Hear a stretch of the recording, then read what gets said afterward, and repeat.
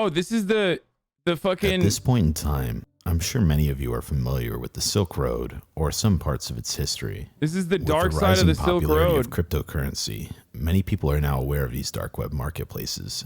And just because the Silk Road... Is this Corpse Husband? What the fuck? Oh my god, dude. He's got that buttery voice, dude. Road no longer exists, nothing has stopped countless other illegal marketplaces from taking their position. Wherever there's money to be made, there are always people willing to fight or go to extreme lengths to get that reward. Rarely do we ever get to pull back the curtain and see exactly what goes on the dark web. But today, that's a little bit different.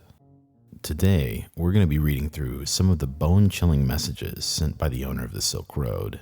And naturally, you might be curious as to what lengths that person had to go to keep business running smoothly. And these logs will give you a pretty good idea into the paranoia involved with running these operations. These message logs are one hell of a read and a disturbing look into the dark side of the internet. So with that being said, today we're going to take a look at the Silk Road's hit list. Now to that stunning arrest of the drug kingpin who goes by the name Dread Pirate Roberts appears to have cornered the internet drug market. His real name is Ross Ulbricht and his website Silk Road. Court documents say Silk Road sold $1.2 billion worth of drugs and illegal services in just under 3 years. Do you assume, or should we assume, that the NSA was involved in corroborating or gathering evidence which they might have denied in the actual trial? Yes. Yep. Okay. All right. Well, that was easy enough. You're the Dread Pirate Roberts, admit it. With pride. About the surprise of the sentencing, one of the things that the government contended in its case was that he actually solicited the killings of as many as 6 people to prevent his identity. What role do you think that had in the sentencing? Silk Road user threatened to reveal the identities of thousands of others. So investigators say Ulbricht tried to execute a murder for hire on that user, offering $150,000. Is it a fair trial?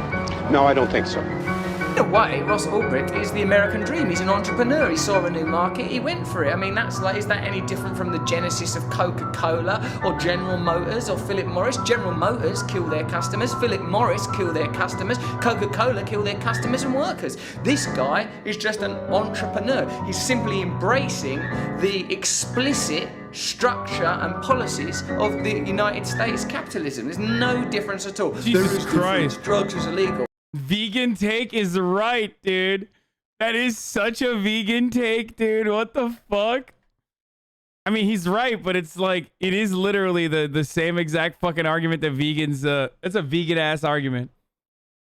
When you like look at animal abuse and you're like, wow, that's kind of fucked up that there's animal abuse, and a vegan will immediately be like, oh, well, you eat meat. Fuck you.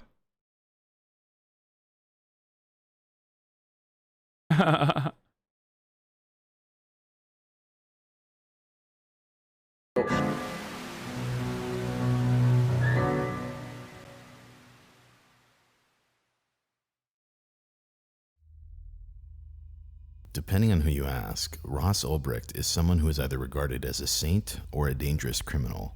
And I don't think this guy is either of those things personally, but I do need to give a fair bit of context before we get into the actual messages I want to go over. Ross Ulbricht's case is widely covered on the internet, so I don't want to act like I'm the first one to mention this. But the thing is, whenever there is coverage of this topic, for some reason, these messages are completely left out. I'm going to go over Ross's trial at the end of this video, so I ask that you hold all opinions or what you know previously until you've watched the entirety of this video. He's not a criminal or a saint. He's a libertarian with consistent views. Okay, then that's really fucking freaky, okay? That's not a, at least maybe not in this community, that's not going to be a saving grace here, okay? When motherfuckers say, oh, I'm a libertarian with consistent views, you know what that reminds me of? You know what that tells me? That tells me that you're on board with child labor, that you're also on board with like child trafficking, okay? Some Rothbard shit, okay? That's like, when you tell me you're a libertarian with consistent values, I think to myself, you know, this dude is fine with like producing a child so he can sell it.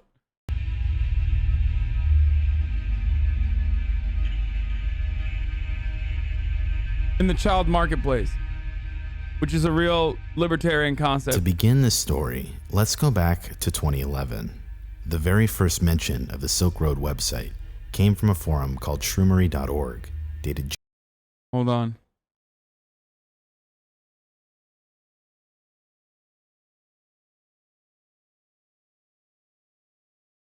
Let me make it easier for you. There you go. Have fun at Saikuno's channel. January 27th, 2011, where one user by the name of Altoid started a new thread that read the following. I came across this website called Silk Road. It's a Tor hidden service that claims to allow you to buy and sell anything online anonymously. I'm thinking of buying off of it, but I wanted to see if anyone here had heard of it or could recommend it. I found it through silkroad.wordpress.com, which, if you have That's not what he said. He says Silk Road 420, bro. a Tor browser, it redirects you to the real site at this onion link. Let me know what you think. This Blaze post got a couple of replies and was later buried, but since it is the first mention of the site anywhere on the internet, and the fact that he said let me know what you think at the end of it, it was believed that this was some sort of advertising tactic, which caused the FBI to look into the username of who Altoid was. Conveniently, the moniker Altoid also had an account on Bitcoin Talk, the official Bitcoin forum. If you look through this forum user's post history, you'll start to realize that this person had quite a few Bitcoins to their name. The most notable He had 80 Bitcoin at the time? What does that mean? How much money does that mean now? No, not then. I'm saying, is 80 Bitcoin just... Wait. Wait. He has 22,000 Notable, Bitcoin? however, Bitcoins to their name. Well, I got 80 out of 22K Bitcoins out of my account. Oh my God, he had 22,000 Bitcoin. Wait, what is the value of 22,000 Bitcoin right now? How many dollars is 22K Bitcoin at the moment?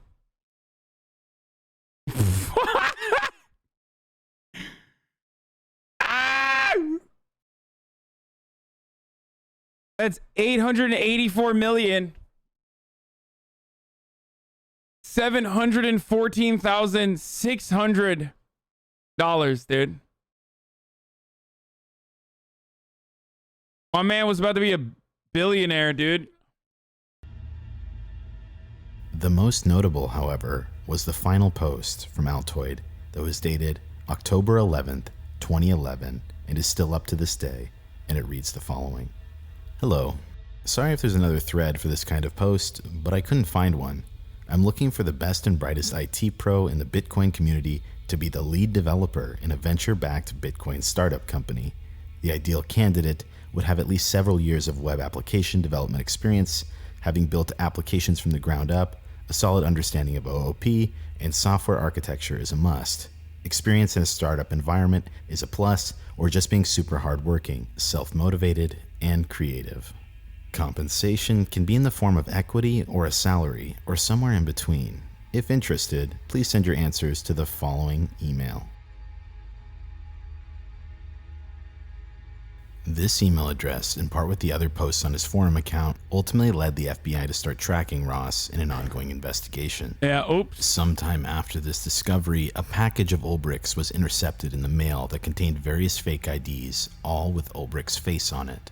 When he was questioned about the fake IDs at his doorway, he stated that they weren't his and that anyone could have bought them online at some place like the Silk Road. Ross Ulbricht was monitored up through... Dude, come on. Anyone could have bought it at this place called Silk Road. You heard of it? Let me know what you think about it. I heard the fucking guy who made it is like pretty hot. You know what I'm saying? Like the Silk Road guy. I don't know who it is. I don't know why. It's just like kind of a weird website, but like I heard the dude might be sexy. 2013, where undercover agents had tracked him to the San Francisco Public Library. By then, investigators knew his computer would encrypt itself if it was closed, so they had to get him with his computer open. Due to this proposed dilemma, 2 undercover agents created a diversion by pretending to be a couple fighting nearby.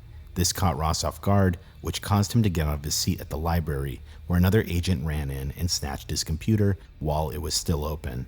Ross was caught logged into the mastermind section or dashboard on his computer, and inside his computer, on top of that, was a full diary dedicated to the creation of the Silk Road, as written by him.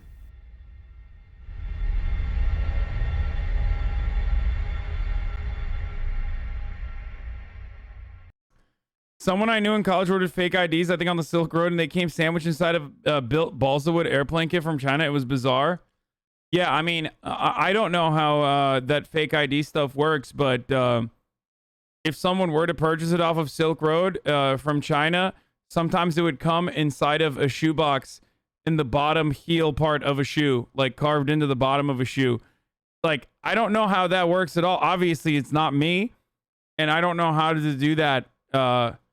But I've heard in a video game that when you buy fake IDs from China, it would come inside of a shoe, like in literally the heel part of a shoe, like carved into it. It's just crazy that that's how that would happen. Our Molly came in like clown balloons is the purest shit ever, and definitely from China into Kentucky.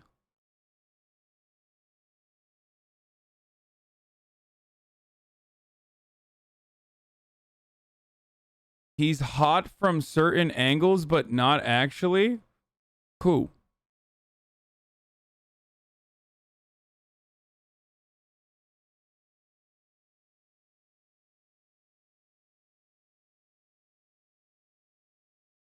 Are you talking about the fucking Silk Road guy?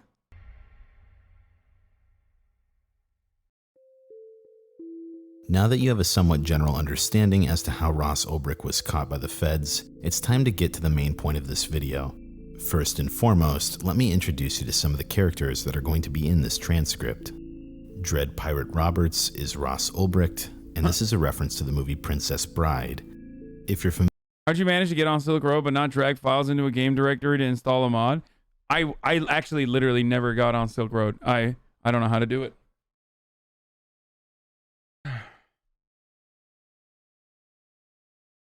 Don't fucking cap me, dude. I'm too much of a boomer. Like, I don't know how to do that shit. You hear that, FBI agents? Familiar with the movie The Princess Bride, then you'll realize how clever of a name Dread Pirate Roberts actually is, because it insinuates that multiple people ran the website, but more on that later. The next character that I'd like to go over is Lucy Drop, who was one of the top vendors on the Silk Road. Lucy Drop became a well-known vendor, as I said, and built up a very, very, very strong reputation prior to exit scamming. If you're not familiar with exit scamming, it is essentially when you build up a ton of reputation as a seller and then completely cash out and don't fulfill orders. Leading up to the messages we're about to read, Lucy Drop claimed that they were in prison for 7 months and that they had a business partner that stole their account. Go figure. If that doesn't sound sketchy enough, when Lucy Drop returned to the forums, they claimed that they were sad because they lost everything and everything was stolen from them, and on top of that, they claimed they wanted to come back and get their old account frozen and that they would never sell again and that they just wanted to wish everyone a good life. There are striking similarities between Lucy Drop and another scammer. This infamous vendor went by the name Tony76. They also exit scammed in a very, very similar way by building up reputation over a few months and then running a sale. Both vendors were from a certain part in Canada, and both of them sold. It's like the perfect place to scam.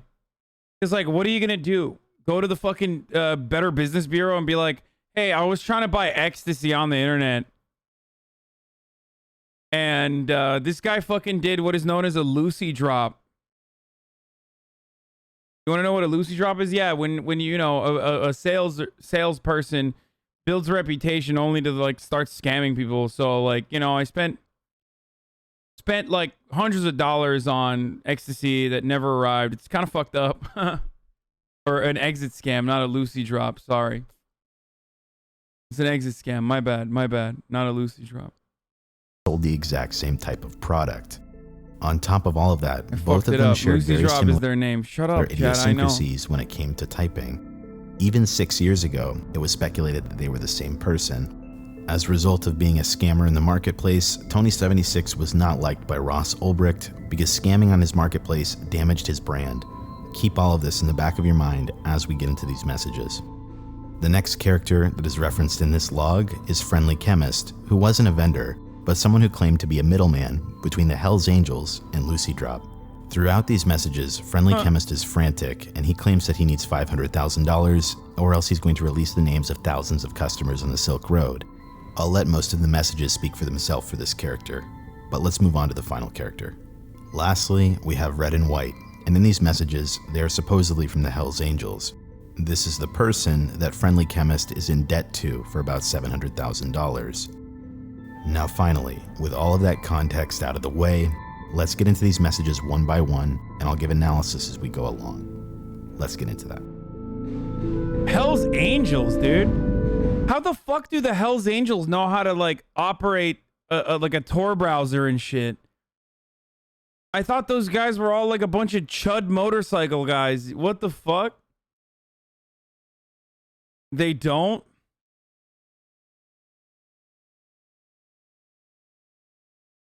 All the gangs are involved? They don't, you ape, it's CIA?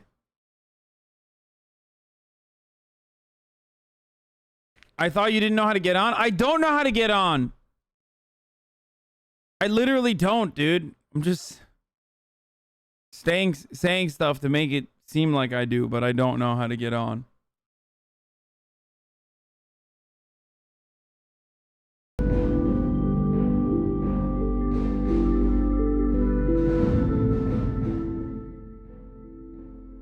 Ever since they learned how to download conservative flag PDFs, it's been downhill.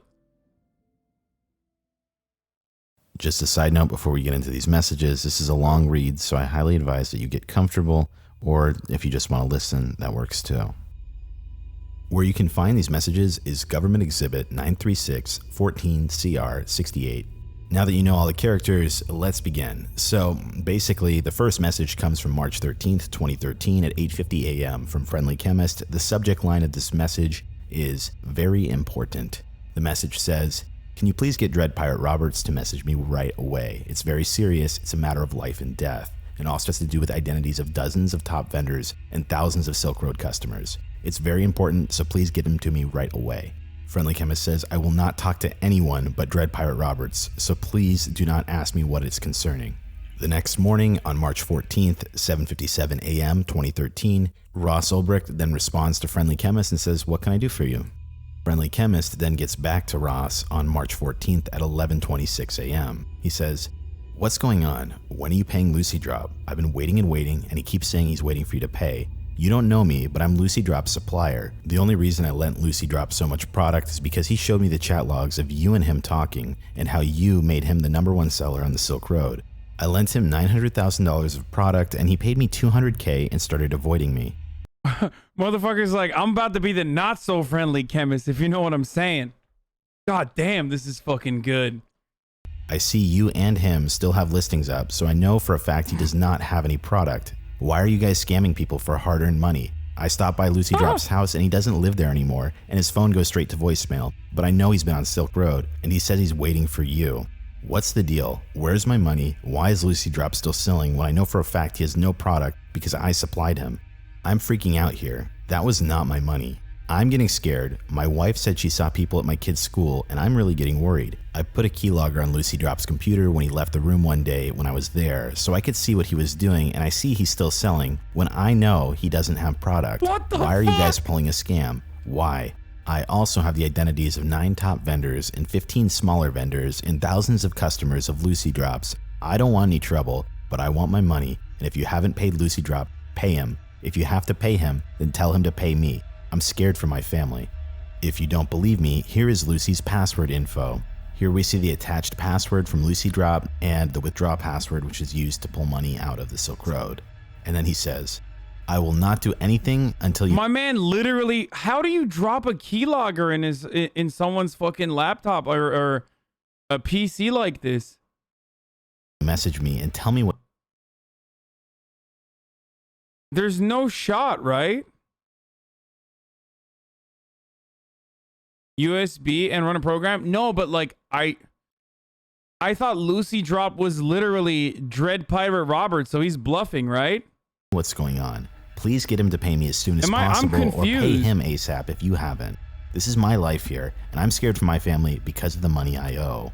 So here we have a guy claiming that he put a keylogger on Lucy Drop's computer, and that computer has now been lost because it was stolen by the partner, conveniently enough. Okay, don't tell me anything. On March 14th, 2013 at 7:34 p.m., Ross Ulbricht would respond and say, "I'm really sorry for your situation, but I never had such a conversation with Lucy Drop. He/she must have made it up to trick you. We have no special deal whatsoever."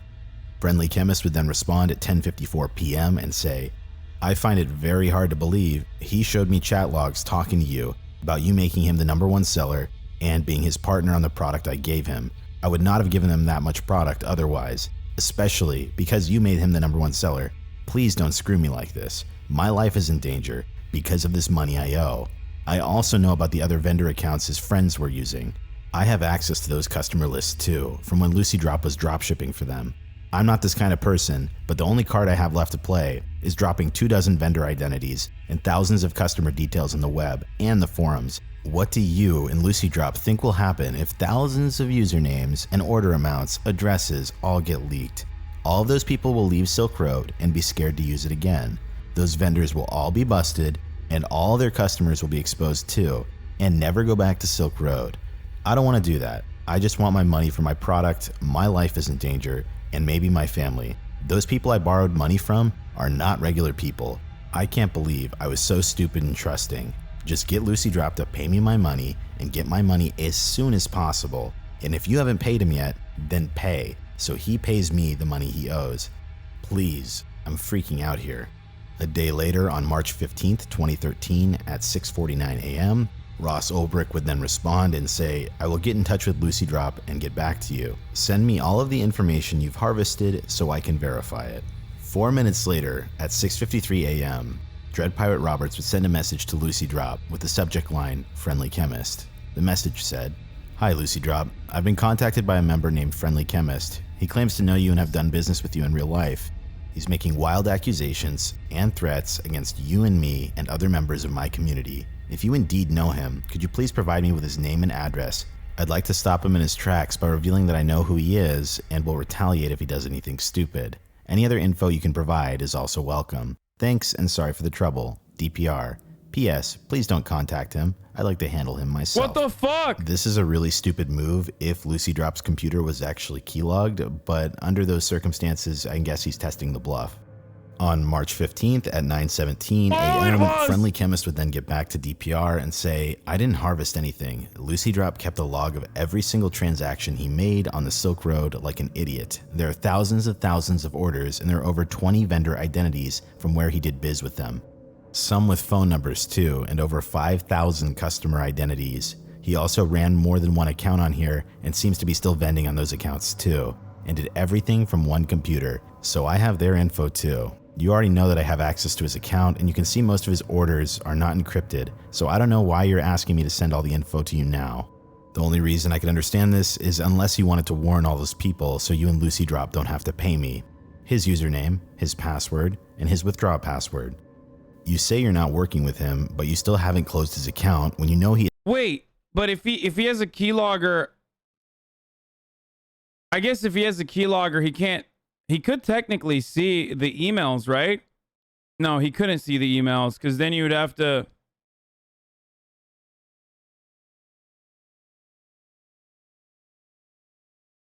Just the password, he could. I mean, if he knows his email and passwords, why didn't he just fucking log in and look at his emails?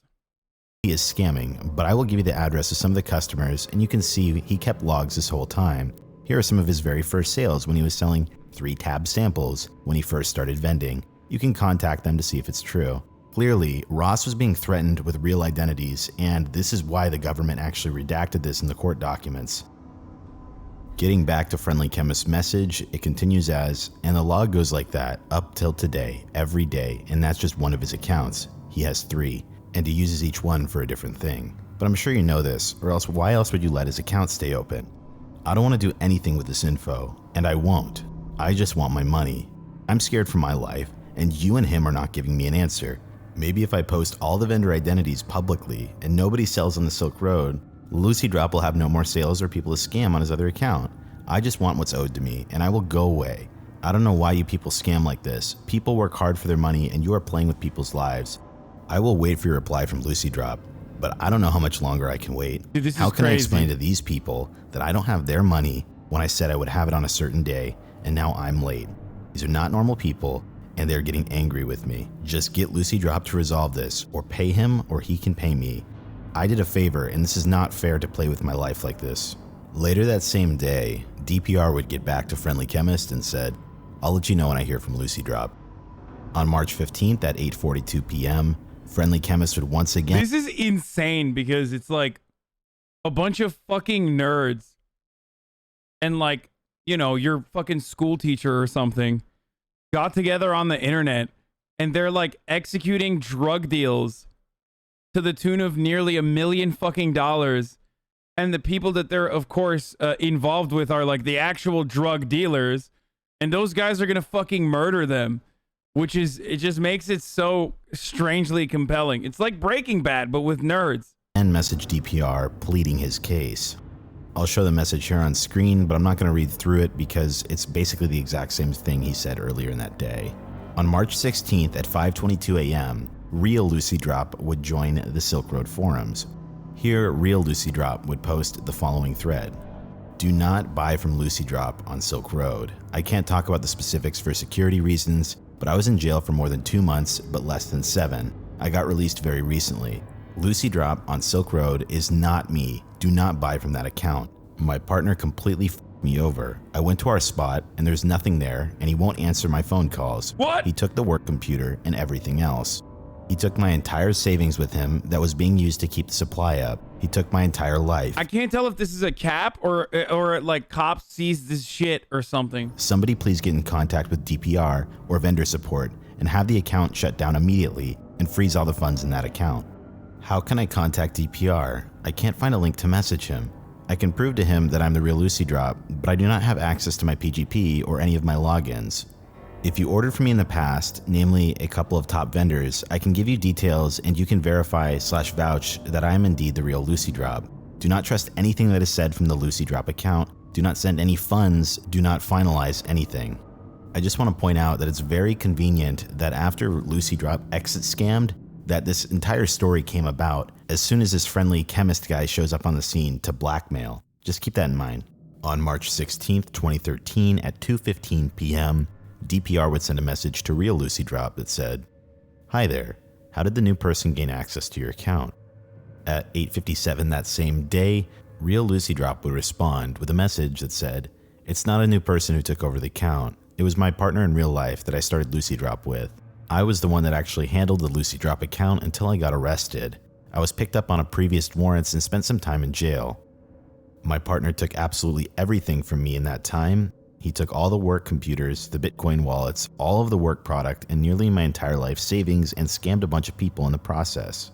Friendly Chemist was our middleman to one of our Lucy distributors. I called him after I got released and he's demanding I pay him some deal he had with my partner when I was in jail and telling me he will do something very stupid if he doesn't get paid.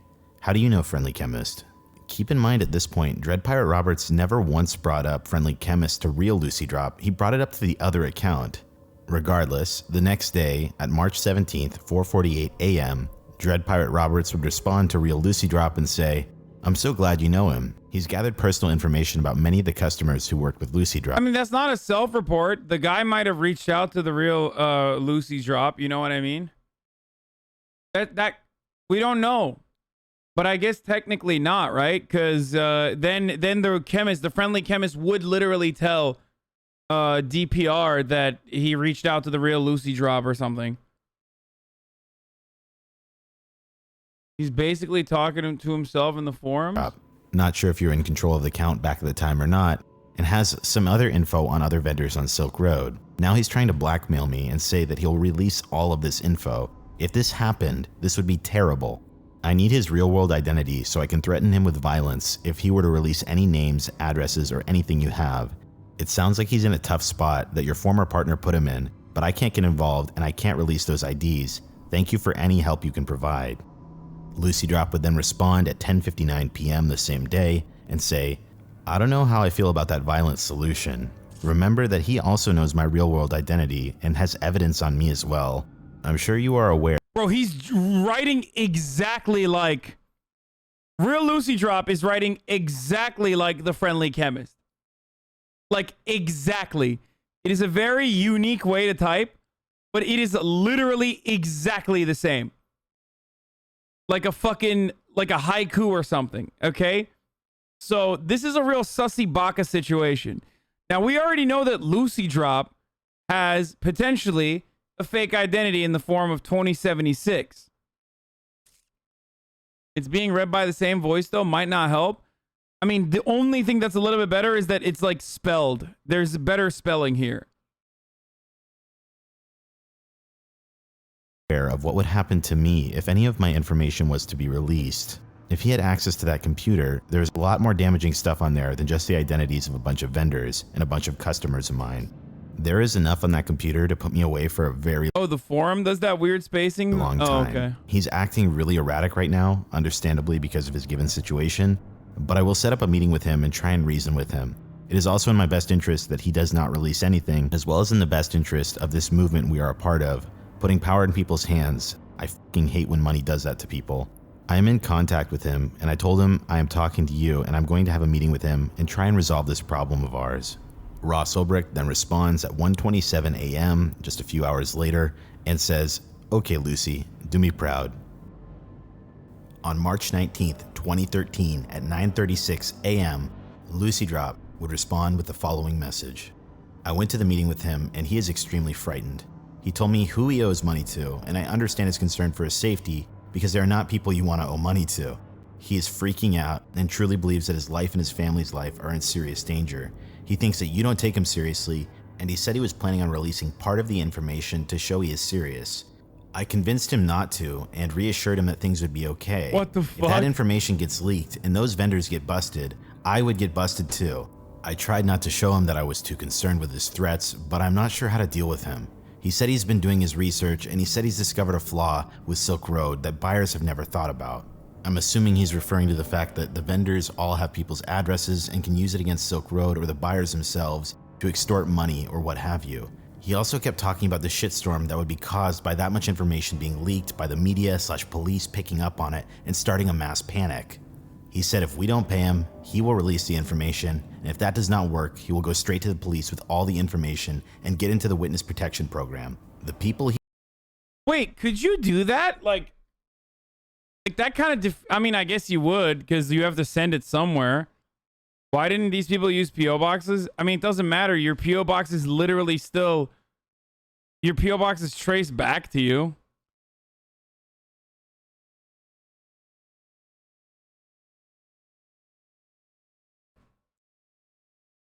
he borrowed the product from are a big criminal organization. They have buyer information. Hasan Pepela.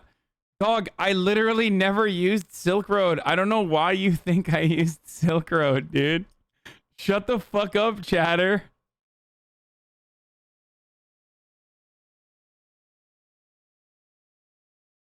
I would be concerned for whoever has used it to buy fake IDs from China.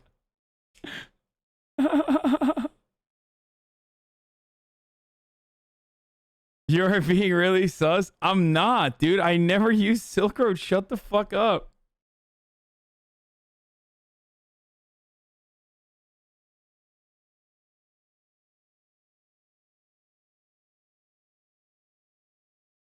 In Canada, Hell's Angels, not sure if you're familiar with them, and the police have been known to treat witnesses against them very well. This is saddening because this guy is not really like this, but I guess with the threat to his family's life, he is under extreme stress and acting out of character. I calmed him down a bit and told him I would find a way to help. That was somewhat of a lie on my part because I don't really know how. I can help him, but I wanted to reassure him that I didn't do anything drastic in the meantime while we find a solution. I told him that you would never really fully trust him to not use the information against him even if you got paid. And he said the following. I'm recalling this all from memory, so excuse me if it's not completely accurate. He said regardless of anything, he needs to pay the people as soon as possible or he's in grave danger. He offered me a deal because, as you know, selling on Silk Road was my income and he was my connection for Lucy. He said he wants to be paid and that he would give me product at his cost so that I could pay you back by selling and giving you the percentage of what he would normally put on top when he was selling it to me. He was putting 50% on top of his cost when he gave it to me, so he suggested that I start vending again and you take 50% of all sales. That way you could be paid back in full, I would be able to sell again on Silk Road, and the people he borrowed the product from would be paid back and he would be safe. I said that was a bad deal because you still have all the vendor's information and customer's information. He said that he'd be willing to give you his identity, talk to someone on the phone, or verify, or give any other identifying information that could be confirmed as collateral, so we would never have to be able to use that information again. On March 20th, 2013 at 5:58 p.m. What? Why Dread would Pirate Roberts would say, why would someone why would someone who has this information ever willingly like part ways with it when they could just like, especially after someone gives them money, why would they literally part ways with it when they could just extort the person for more, you know what I mean? Or like have like a dead man switch or something, you know? It's kind of fucking stupid. I'm just saying, it's like that's not going to comfort someone like DPR. You know his real world identity, don't you? There is no way I will be handing cash over to a person who is threatening me and my community. Give me his ID so I can have some leverage in dealing with him. You said you don't know what to do now, so let me take over and give me all the info you have so I have the best chance of diffusing this situation. Lucy Drop then responds about an hour and a half later, basically reiterating what we just read about the 50% deal. At 3:29 p.m. that same day, Dread Pirate Roberts would respond and say, "Don't bother messaging me again if the message does not contain his personal information. I'm not fronting money to anyone, and I won't be blackmailed. I would also like the contact info/ID of the other Lucy Drop that ripped him off, and of his suppliers if possible. You don't know how to handle this situation, but I do. Stop showing this guy compassion. He's threatening your life and freedom and my livelihood." On March 21st, 2013, at 12:21 a.m., Lucy Drop would respond and say, "If you really think this is a good idea to deal with him, I will give you his personal information you want about his identity. Please understand why I'm hesitant, as it is my freedom we're dealing with. I will also have no income since he was my connection for Lucy. Are there any positions open on Silk Road, support or otherwise? I could really use some sort of job as my partner completely effed me over. Let me know how to send the information to you, plain text, or give me a PGP key to use." What the fuck, dude? That's so dumb, dude. Yo, you got a job for me, dude? At 1:33 a.m., Dread Pirate Roberts... Yo, libertarian guys on the internet are so wild, dude. They just have, like, no fucking self-awareness. ...would actually send a message to Friendly Chemist and say, "Have your suppliers contact me here so I can work something out with them. Do not tell them that I owe you money. That is not true and will only complicate matters. Tell them the truth, that the person who stole your money sold their product on my site and that you are now blackmailing me to get them their money. You should copy and paste this message to them." This is a really interesting move by Dread Pirate Roberts, or Ross Ulbricht, because he's trying to cut out Friendly Chemist, who is a middleman. By getting in contact with suppliers, he can directly grow the Silk Road, and that's the reason he's doing this. 3 minutes later, Lucy Drop would send a public key and the encrypted PGP message that contained the person's personal information. At 10:44 p.m. on March 21st, he would send a message back to Lucy Drop that says, "Please send me the exact address of Friendly Chemist. I might be able to make you a part-time mod. I'll run it by the staff." On March 25th at 10 a.m., a new user would pop up by the name of Red and White, and this is where the negotiating begins.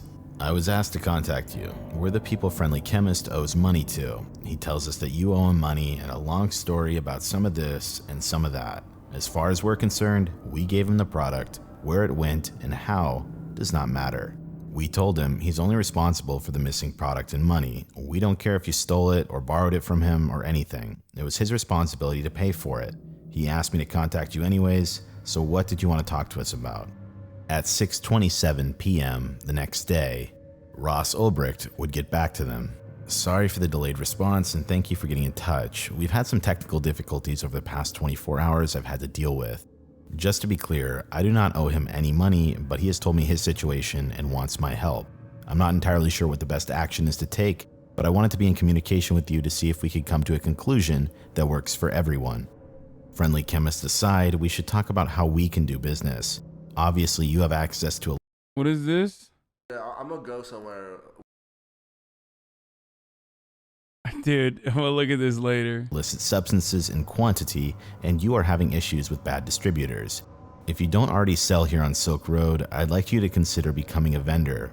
Many people here purchase in bulk as well as retail quantities. Being a vendor, you'll have the protection that dealing anonymously in Bitcoin provides, and you'll have protection against people like Friendly Chemist. Bro, this dude is pitching who he assumes are like serious fucking drug dealers, dude. He's like, oh shit, dude. Did one of the vendors on my website fuck you guys over? Hey, what's going on? I'm the guy who runs the website. Please, would you like to sell a fucking metric ton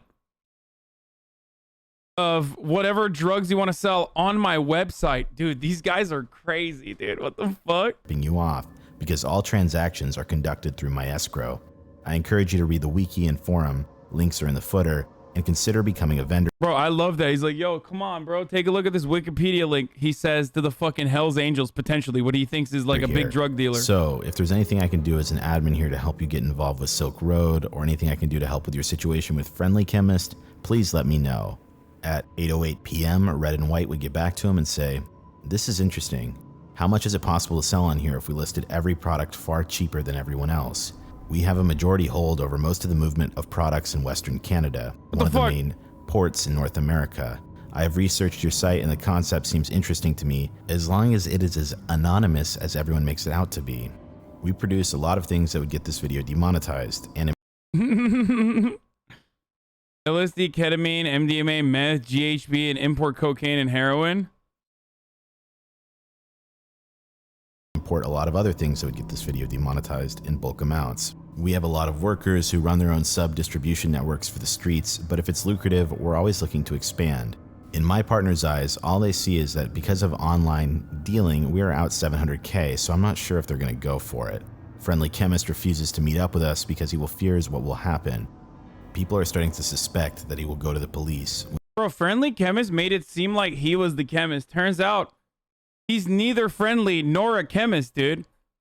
Red and White is the real chemist. I mean, I don't know who these people are. I'm just assuming that they are like different people and not literally the same. You know what I mean? Another thing that it turned out, this relationship showed us is that it's top of the hour, right? So it's time for a 60-second ad break. And,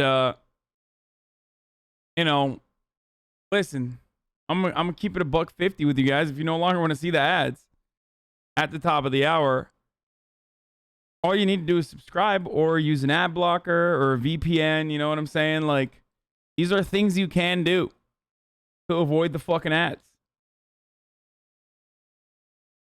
So, Twitch Prime is free, but here is the 1 minute ad break now.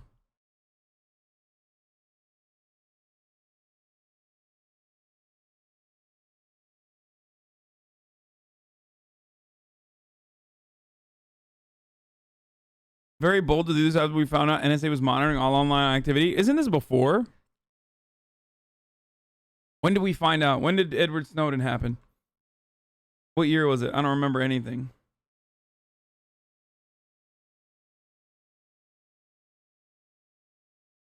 Motherfucker says 2001. Yeah, dude. Edward Snowden happened during 9/11, dude. Stupid. Certainly wasn't under the Obama administration or anything.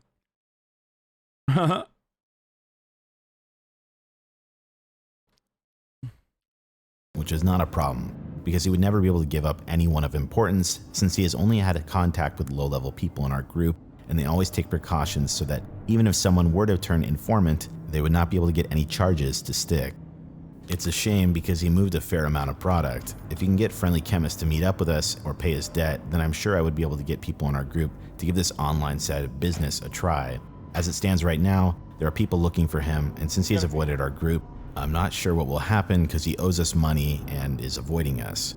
I looked around your site and the prices are absolutely absurd. I'm assuming most people here are selling 3 to 4 tiers below the actual producers and distributors.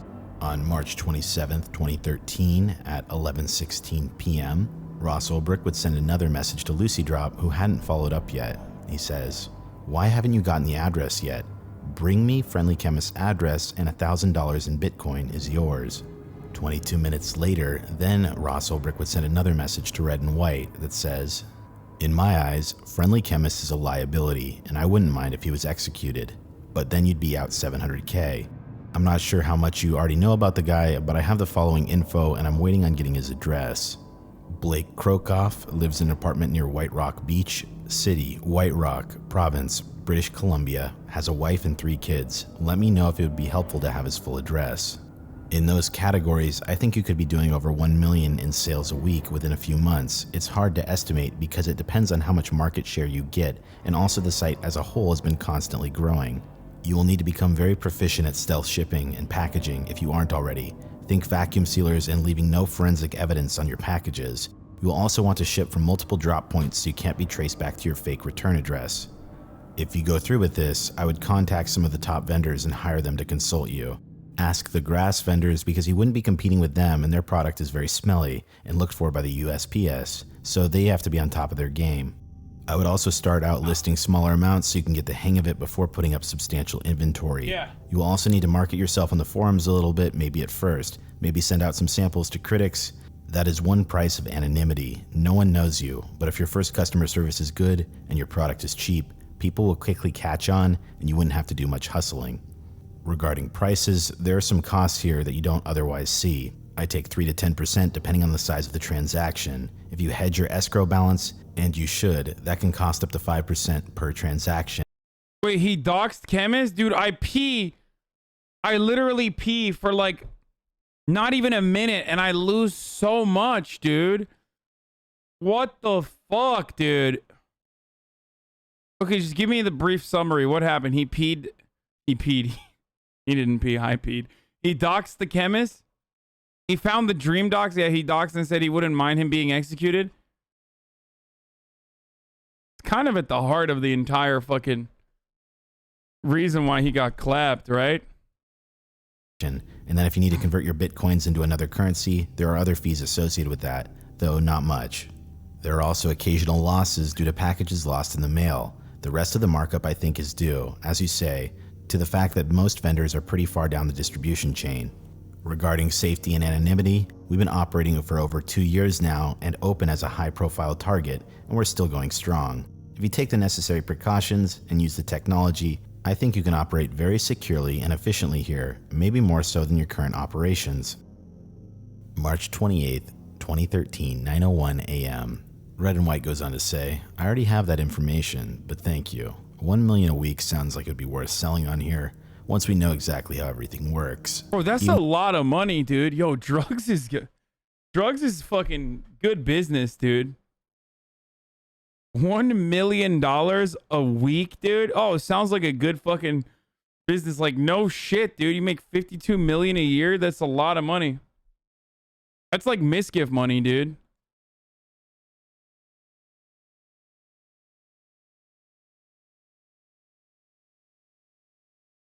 Even if the commission was 15%, it wouldn't matter, as we lose more than 15% on the streets with street-level guys getting robbed or arrested and losing product, etc. Also, we've kidnapped Friendly Chemist partner Zin, and we're already on the hunt for Friendly Chemist. I'll keep you updated on the developments. What the fuck? So far, we are liking what we're seeing from the site, and this could be a good partnership for both of us. As far as I can see, this site lacks any big-time suppliers. It appears that mostly street-level independents are buying small amounts, an ounce to a kilo at a time, and selling on here. We have the product and the manpower to do big things here. Forgive me. Yeah, hey, quick, by the way, we fucking kidnapped the dude's partner.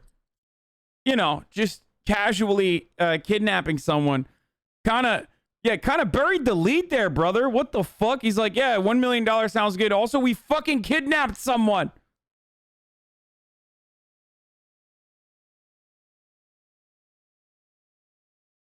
He goes immediately back to what we like. We also like this website, dude. But it all seems a little too good to be true right now, so we need a little bit of time to research this before we make any sort of commitment. At 4:59 p.m. the same day, DPR would respond and say, "I understand, and that's great news about Zin. If I understand the situation, he's the one responsible for your loss.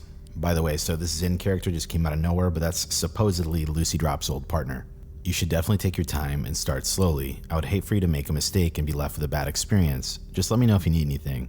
Also, you should look into PGP. Many customers like to encrypt the receiving address, so you should know how to decrypt it. When you're ready, let me know what account you want to sell with, and I'll cover the $500 security deposit for you. 8:32 p.m. that same day, Red and White would say, "We are familiar with PGP as we've been using it for years via email linked to our smartphones. It's the only other way we communicate with each other aside from in person, since phone calls are not secure." Damn, bro.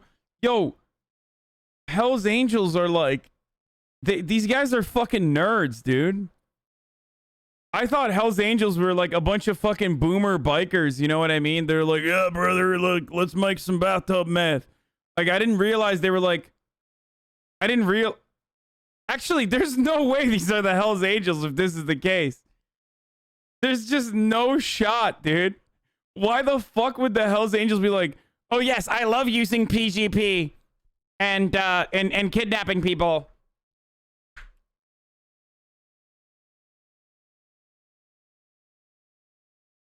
There's no loss anymore? We were able to recover our missing product? What the fuck? There's no loss anymore. Also, we were able to recover all of our missing product when we grabbed Zin. Okay, this is... Okay, something does not add up here, okay? There's no shot that, like, fucking Hell's Angels and their fucking boomers have, like, one nerdy kid in the group. They're a huge trafficking organization. Dude, what the fuck do you mean? Like... Are you telling me that all these Hell's Angels homies are like using fucking PGP and like encrypting their conversations? No shot.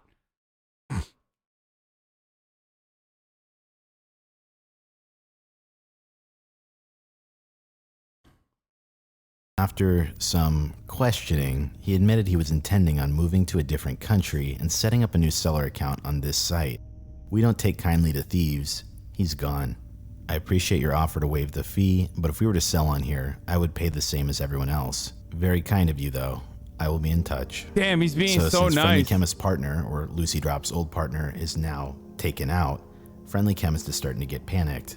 On March 29th at 10:23 a.m., Friendly Chemist would reach out once more after a long hiatus.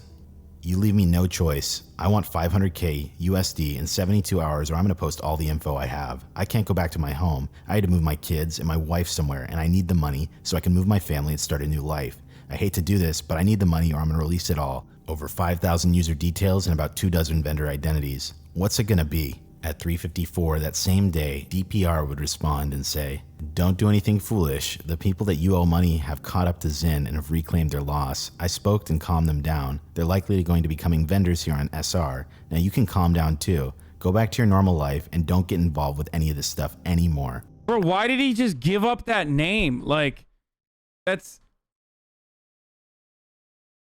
If I were him, I would have said like a different name to test the other guy. At 7:43 p.m., Friendly Chemist would then come back and say, "You don't think I know what they did to Zin? You think I just go on with my life? You don't know these people. I owed them money and I ran away from them. It's over." Wait, his partner is a different person than his wife, I guess?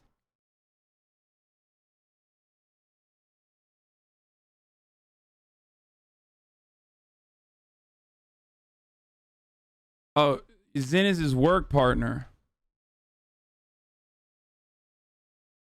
What kind of dumb are you? The kind of dumb that's having a hard time following this because it's like text threads. Over for me. I need that money to start over somewhere else with my I thought the Hells Angels were being woke and being like his partner because like they don't know. I don't know why I thought that. The Hells Angels were being woke.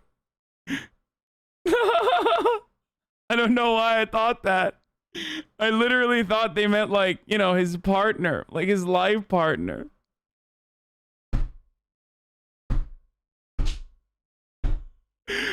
I never even thought about it, dude. Like, oh no, dude. In 2013, Hells Angels are like, yeah, there's a their gender pronouns are they them, okay? And their domestic partner. We caught and we kidnapped their domestic partner and we murdered them. family. I need it. I don't want to do this, but you still don't give me another choice. They're still telling me that I have to meet them, and I don't know what will happen. I can't let that happen. Even if they say it's okay, I know they will do the same thing to me. They say everything is okay, but I know what they will do. 63 hours. Please, don't force me to post everything. 500K is nothing to you, but it's life and death for me. They told me I have a free pass and that they dealt with it with Zin, but I know that they are doing that to make me think it's okay, and then they're gonna get me. That's how these people operate. At 10:47 p.m., he would respond to Friendly Chemist once more and say, "Do me a favor, make it 96 hours. I will get back to you on Monday. I want to work this out, but I have big plans for this weekend, and I don't want to have to deal with this." What? Hey, I got big plans for this weekend, okay? Me and my Asian wife are gonna go out and celebrate. March 29th. You know, because he's a libertarian guy with an Asian wife, I assume. Hello, Gun Red and White. I hate to come with you with a problem when we were just starting to get to know one another, but Blake, Friendly Chemist, is causing me problems. Are you still looking for him, or now, or have you found Zin? Have you given up? I'd like to put a bounty on his head, if it's not too much trouble for you. What would be an adequate amount to motivate you to find him? Oh. Necessities like this do happen from time to time for a person in my position. I have others I can turn to, but it's always good to have options, and you are close to the case right now. Hopefully this is something you are open to, and can be another aspect of our business relationship. Oh my god, this motherfucker went from like, you know, I run the Silk Road to like, hey, you want to do murders for me? Mass drug distributor? Like, how the fuck? This happened over the span of like 2 months. Regards, Dread Pirate Roberts. March 30th, 12:42 a.m. Red and White writes to DPR. What is the problem? We usually tend to stay away from hits as they're bad for business and bring a lot of heat. Is it a problem that can be resolved, or does he really need to be... Motherfucker, wait, what do you mean we stay away from hits? You literally kidnapped the business partner. The Zin. Oh god. Monka. The Zin. Gifted 5 tier 1 gift subs.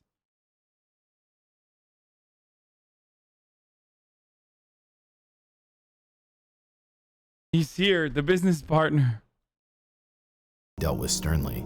As of right now, we don't care about him because we retrieved more money from Zin than what he took from us. And he also paid for it with his life. Debt paid in our books. As far as rates go, we don't have a flat rate for things like that. It's on a case-by-case basis. Usually we pay our hitters a percentage of what the person owes, plus or minus how much they can retrieve. What if the it's strictly fuck? a hit because they don't want the person around anymore, it's also different. Does he owe you money, or do you just not want him around anymore? I can send a couple of my guys to do recon to find out exactly where he is right now. In the meantime, I'll wait until I hear back from you.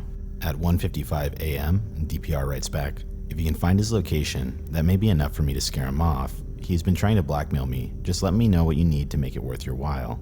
3:31 a.m. that same night, Red and White writes, if I find his location and you use it against him to scare him, there's a chance he will switch locations again. Speaking from experience, it will be a lot more difficult to find him again after. Okay, this is FBI.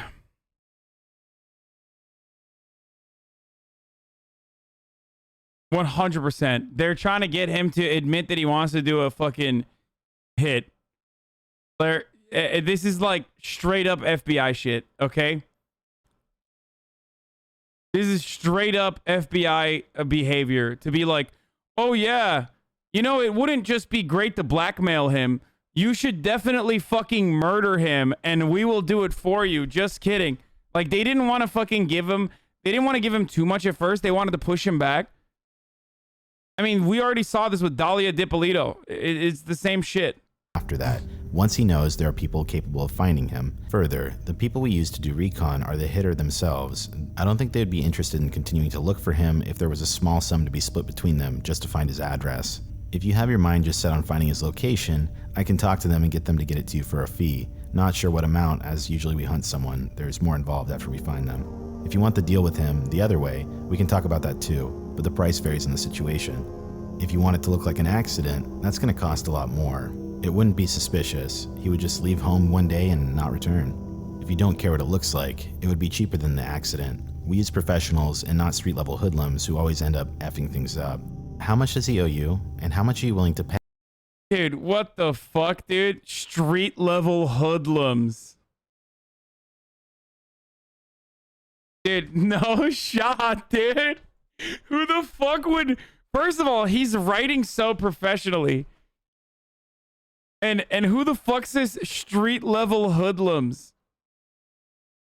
First of all, I feel like an actual Hell's Angels dude would just say the N-word, okay? Like, they wouldn't write street level hoodlums. Not only is this like, you know, they're like racist fucking biker guys, okay? Like, no one would literally say street level hoodlums unless they have like a liberal arts education from Yale and are portraying themselves as like a Hell's Angel or some shit. They would literally just, they're on the internet. It's 2013.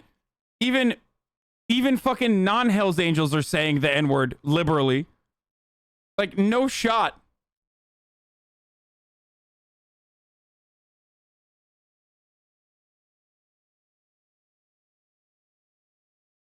Anyway, Hey, let's keep if there are going. funds retrieved, how much will we keep from what he has when we get him, if he has anything? In response to this, DPR writes, he doesn't owe me anything, but he's threatening to expose the identities of thousands of my clients that he was able to acquire by working with Zinn if I don't pay him off.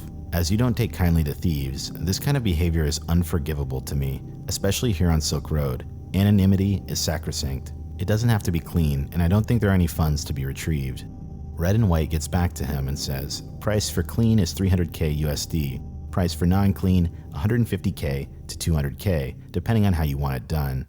These prices pay for 2 professional hitters, including their travel expenses and the work they put in. We can use our out-of-town hitters if you want as well, but I would not suggest... Non-clean? What the fuck? Is it really that expensive for an assassination? I fucking doubt it, dude. No shot.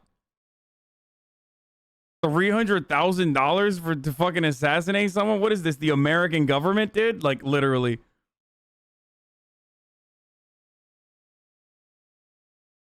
Yeah, Dahlia DiPolito's out here getting fucking hits on her husband for like $3,000.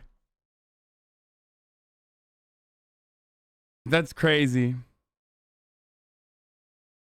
These prices pay for 2 professional hitters, including their travel expenses. What are they, staying at the fucking Ritz-Carlton while they're doing the hit? Their travel expenses. Sorry, my fucking murderous assassins. Hell's Angels, the 521 gives us. Oh god, they're in here, dude. Okay, I'm so sorry. Mr. Angels. Mr. Angels, I'm so sorry.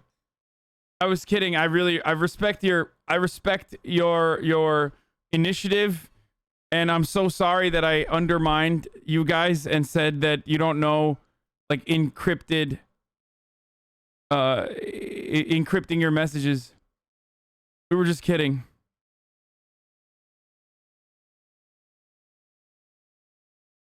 I think this is covering for the hitter's expense in case they get caught. It's what happens for clean hits here in Brazil. Hustle. That is a very strange thing to tag hustle with. What the fuck, dude?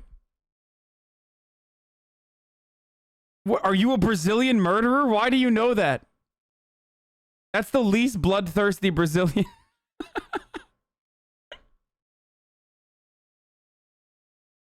That's the least involved with murder Brazilian. No, it's not. It was around 25k to 50k on Silk Road at that time. Why do you know that? Shut up. Okay. Suggest them because they come with an extra cost and you don't seem to care about how he's taken care of. When would you like this done? On March 31st, 2013 at 8:59 p.m., DPR writes, don't want to be a pain here, but the prices seem high. Not long ago, I had a clean hit done for 80k. Are the prices you quoted the best you can do? I'd like this done ASAP. Wait, what? Okay, no, he didn't. He's just like lying to them. I had a clean hit done for 80k. Then why don't you use that guy? What motherfucker? What is this? What? Also, even that's fucking way too much money. I don't believe that.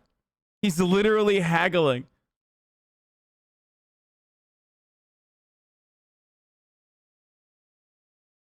As he's talking about releasing the info on Monday.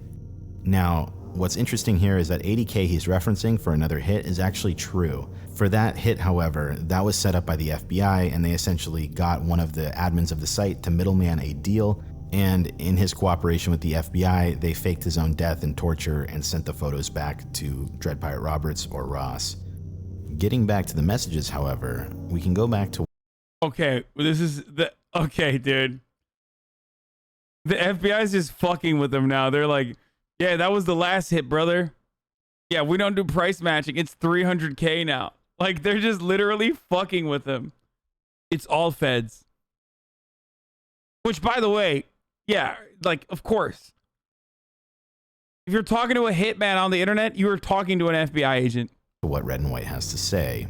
I'm sorry, we can't do that for that price. The best I can do is 150, and even that is pushing it. Since you need a rush job done, usually we would charge even more. In the interest of the business relationship to be, I could do... Yeah, why is he buckling? A real fucking Hell's Angel, if it's such an organized operation, would never just like, oh yeah, I'll do a rush job for you for 150. You'd be like, fuck off. Go do the 80K guy then. No, this seems like they're trying to establish this dude is like down to do it. 150, no lower. If 150 does not work for you, we're gonna have to pass. We use professionals and we pay them a good price. Always send them out in a team of 2+. Yo, the Hells Angels is like, yo, our killers are unionized, so you know we're using domestic labor, okay? None of that fucking cheap Chinese product. So you know who you're talking to, my friend. These guys got a fucking 401k. They got a fat benefits package that they negotiated for. You know what I'm saying? Like, oh my god, dude, what the fuck? They got a dental plan. Plus 75K each for expenses, and the job is a fair amount, I think. We have one of his associates, and we're paying him to set him up for us. We'll pay that ourselves on our end. I'm guessing you're not gonna be able to pay cash, so how would your payment work since you need it done before Monday? Dude, yeah, this is bullshit. A couple hours later, Red and White follows up again and says, if you want it done by Monday, that only leaves today. It's Sunday morning here. We always seem to miss each other online, so I will leave. Dude, he's getting horny. Dude, they're getting horny. They like really wanted to do it. He needs to back out of it. A Bitcoin address in case you want to pay that way. Probably the best so we can get used to dealing with Bitcoins anyways, since we will be selling here more than likely in the next week or two. I will check the computer in about 10 hours, and if I see that you want to go ahead with this and the payment has been sent, we'll go ahead and do it today. Here's the Bitcoin wallet address. If you want picture confirmation of the job afterwards, give me random numbers and I will have them write them beside him and take a picture for you. DPR then gets back to him a few hours later and says, thank you, Red and White. I've only ever commissioned one other hit, so I'm learning this market. I have no problem putting my faith in you, and I'm sure you'll do a good job. The exchange rate is about above 90 right now, so $90 of Bitcoin, so $150,000 USD is gonna go 1,670 Bitcoin. Bro, it was $90. Now it's like, what, 30,000 or something? That's crazy. Wait, how much is Bitcoin now?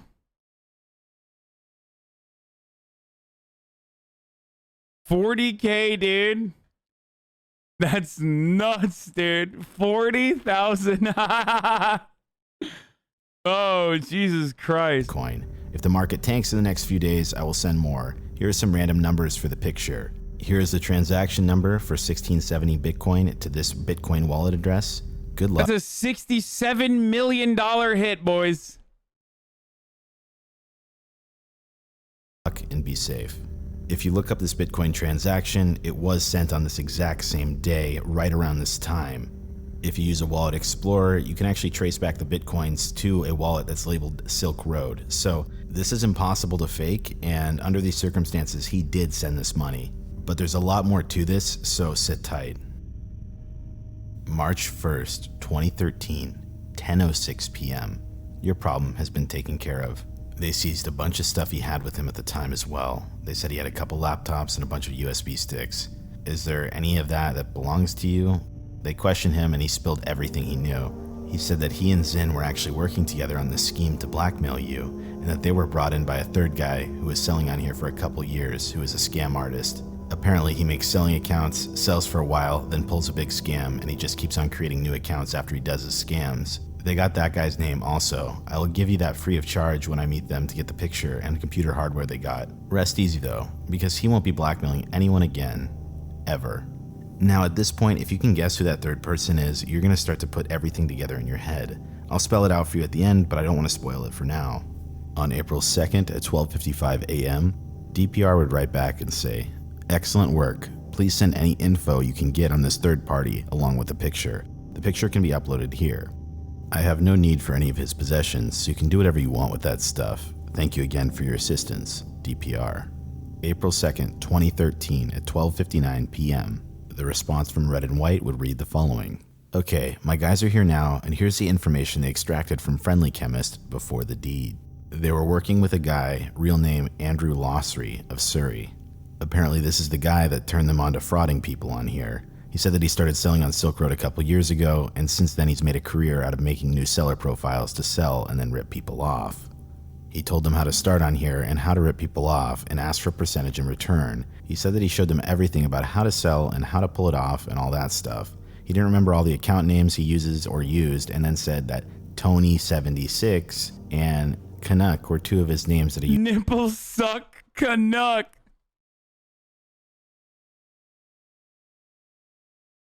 Dude, what the fuck? Yeah, okay. So the FBI intercepted one of these fucking sellers and they threatened him, and then this got to be the FBI, right? Like used on other seller accounts for people he set up or is running himself. I also went and looked at all the possessions they seized from him. The laptops were empty besides Tor and a couple other programs.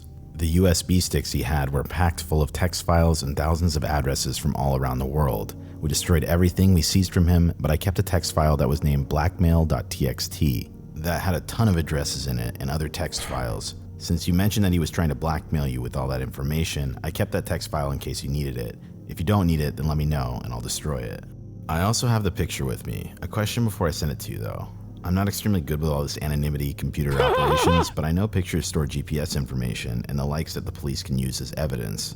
Is it safe to send it over here like that? We took care of him at one of our safe houses, so that worries me a little. I trust your judgment, so I was wondering if there was a way to delete GPS information. Blackmail.txt, dude. From a picture before I send it over the internet. Another quick question regarding Bitcoin. How do we withdraw them? I paid the hitters with my own money until I figured out how the Bitcoins worked exactly. As I understand it, Mt. Gox is the main exchange. Is it safe to make an account there to withdraw? Can they link it back to the Silk Road? They require verification, which bothers me a little, so I figured you would know the best way. On April 2nd at 8:55. Okay, that actually does seem like a bunch of fucking... That does seem like some boomer-ass Hells Angels. Never mind, dude. PM, DPR would respond and say, yes, you can destroy the info. Thanks for taking a look first. Regarding image metadata, you can strip all of that out and it is good practice. The upload page is secure, but I would still have access to that metadata. Of course you can trust me, but what if I was compromised? A decent one can be found for Windows here. Regarding Bitcoin withdrawal, I would avoid Mt. Gox if at all possible, especially if you're withdrawing to a USA account. There are many other exchanges that don't have so much attention on them. You can find them here. I am reluctant to give you a specific recommendation, but look for ones offshore on that list that will do an international wire transfer for a direct Bitcoin payment. Tony76 and Canuck were both blights on an otherwise great track record. What do you think about going after Andrew Losry? This guy has probably ripped off millions of dollars at this point from me and the rest of the Silk Road community. Here we see Bro, this guy is bloodthirsty, dude. He's just like, I've done a murder that I know of. So now it's like Pringles, dude. Once you pop, you can't stop. He's just like literally like, listen, FBI man, my thirst, my appetite is insatiable, okay? I have an unquenchable thirst for murder. Ugh. The Dread Pirate Roberts wants to take out anyone who's wronged him at this point. At this point, it's not even in self-preservation. He's just trying to grow the Silk Road and build an empire. On April 5th, 2013 at 4:40 a.m., Red and White would write the following. I've sent the file. I had to make sure I did the information removal properly before I sent it, so that I did not send GPS information with the picture in case it was intercepted somehow. Please delete the picture as soon as you take a look at it. As for the name, it's Andrew Losry, aka Tony76, aka Canuck, aka some other names I don't know. From what I got from Friendly Chemist, he has other names on here as well, or is working with other vendors on here like I mentioned before. As far as your question for going after him, I would need to do some asking around to see what kind of information my guys can get on him. Would you like me to look into it? I like that the narrator, barely sociable, does not want to say nipple suck. Like he's just casually going over the details of like a dude who was facilitating multiple hits, but he, like nipple suck is a step too far for him. You know what I mean? A few hours later, DPR would respond and say, yes, please. If you can find him, I would like to know. As far as the picture that's being uploaded, if it's not crystal clear already, that's the picture of Friendly Chemist's body. So let's move on. Oh! Wait. At 10:22 a.m., Red and White would respond and say, did you get... Wait, but that's not real.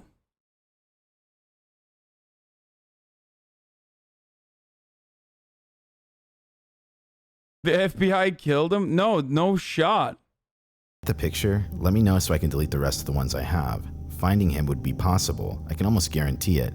But I stop short of guaranteeing anything unless I'm 100% certain I can get the job done. I don't do that so I don't look like an idiot if I can't accomplish something that I said I can.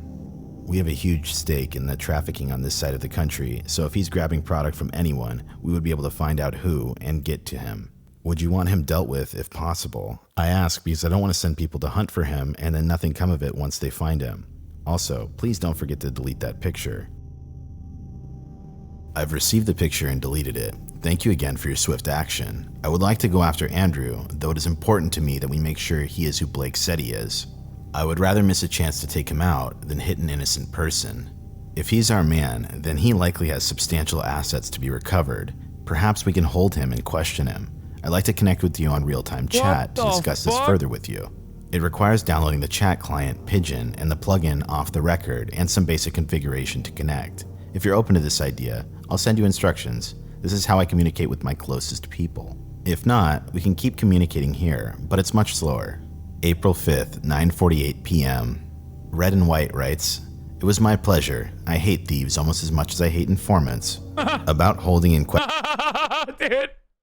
Oh, God. I hate thieves. And I hate informants. Yo. I'm with it.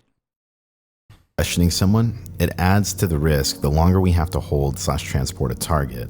The safest way to do it is get in, do it, and get out as soon as possible. As far as there being a way to verify that I love doing drugs with my friends in the Hells Angels, dude.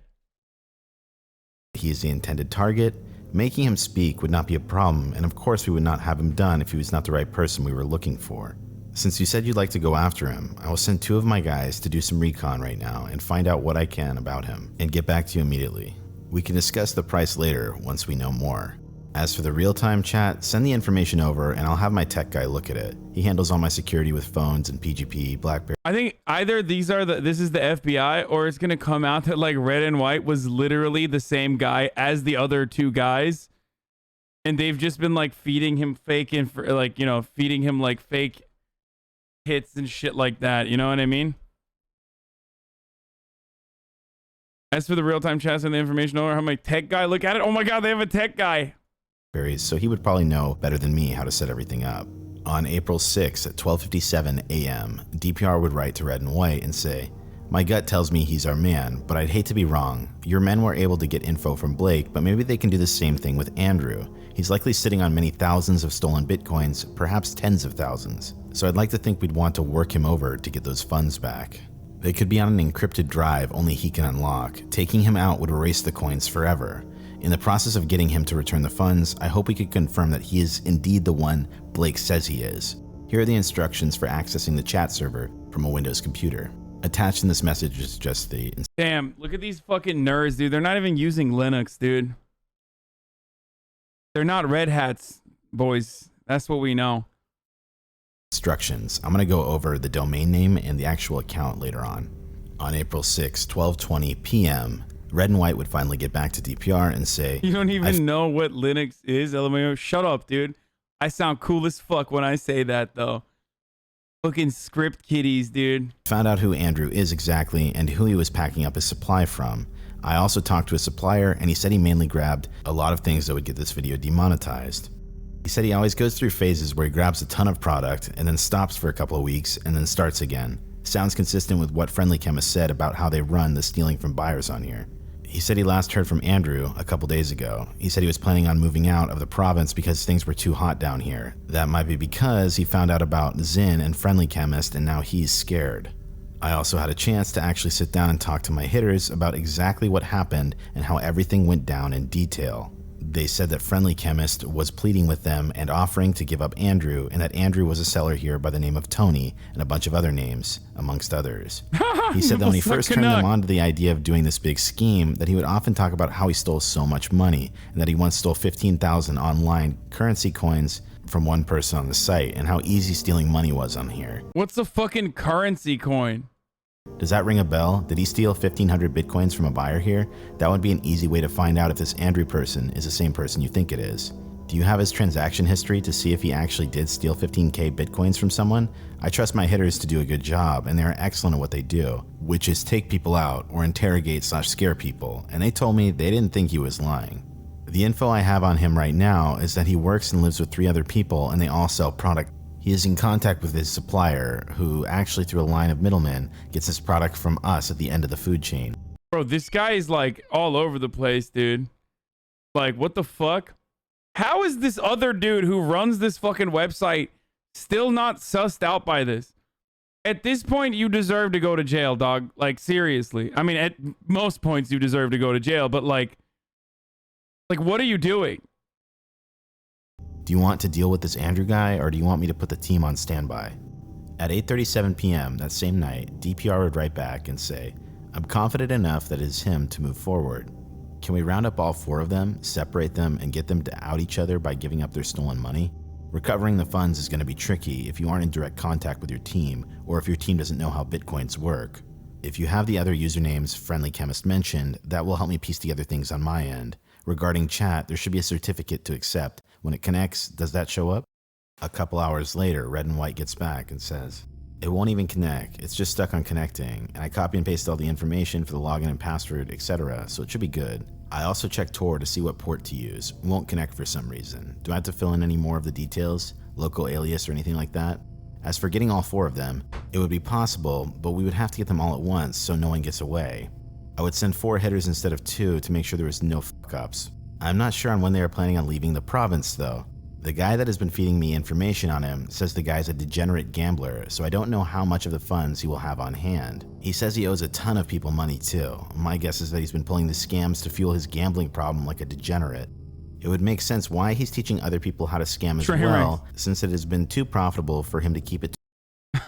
Dude, Hell's Angels guy, but doesn't gamble, and he says he's a degenerate gambler. Yo, those fucking gamblers, man, they're such degens. To himself. Probably because he owes some money and then he offers them to show him how to do it as a way of paying back.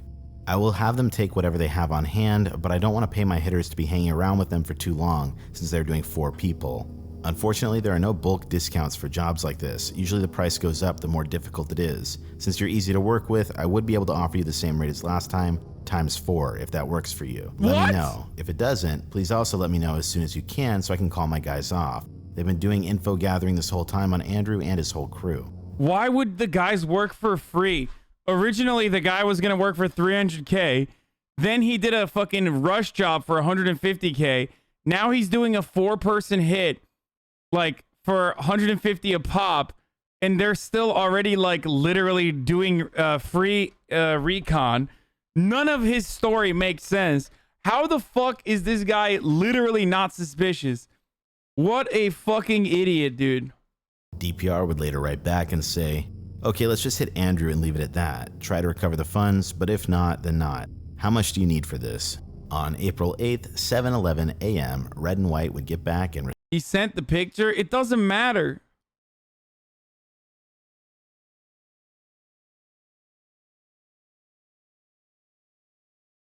Like, wasn't there any news articles about this fucking guy once you know what his name is? Like, you can't look at like regional news articles or coverage like that, like obituaries or some shit. How do you not fucking verify that?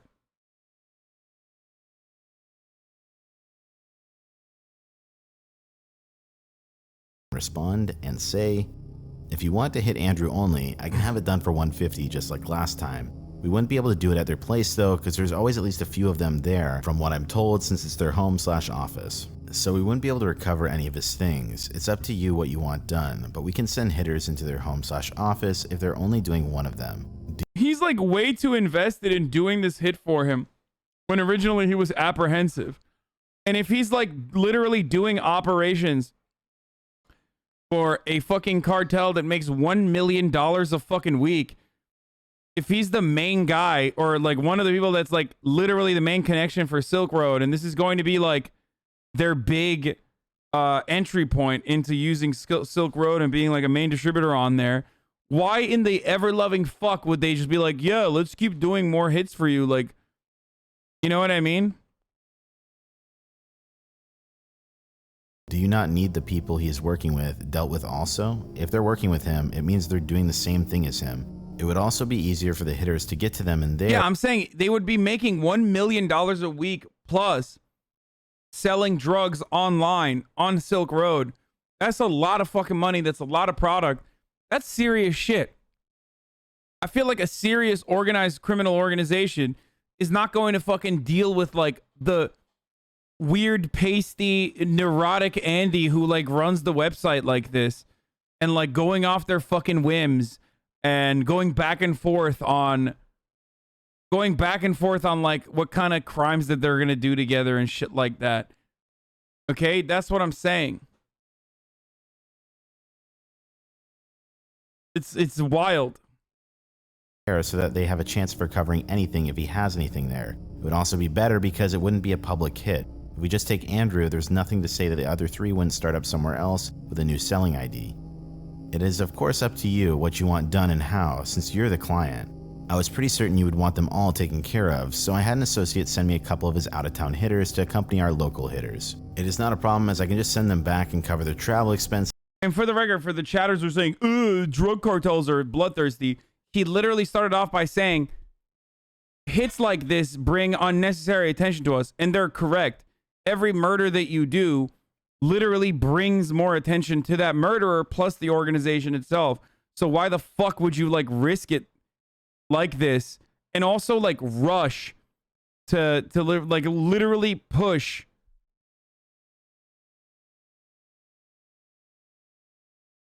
doing more of this?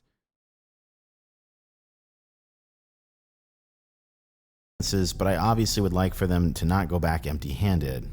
My mistake for not confirming what you wanted before I had the extra hitters sent down, but it's not really a problem if you don't want the others dealt with.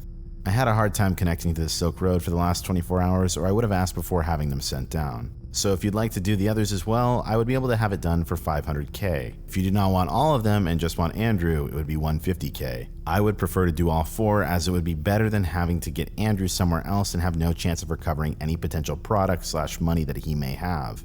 If you are certain he has that much product/money, I think it would make sense to do it at their home/office. It's up to you though. Just let me know what to do as soon as you can, since I do not know when they are leaving the province, and if they do leave the province, the price would go up exponentially. If you would just like to get Andrew done, send 150k to the same address you sent the other funds to. If you'd like all four of them done and the product/money recovered from there, send 500k USD to the same address you sent the other funds to.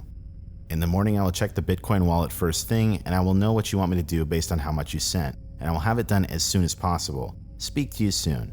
At 6:50 p.m. on April 8th, DPR would write back and say, okay, I'll defer to your better judgment and hope we can recover some assets from them. 500k in BTC or 3,000 Bitcoin at $166 a Bitcoin has been sent to your address, and here is the transaction number.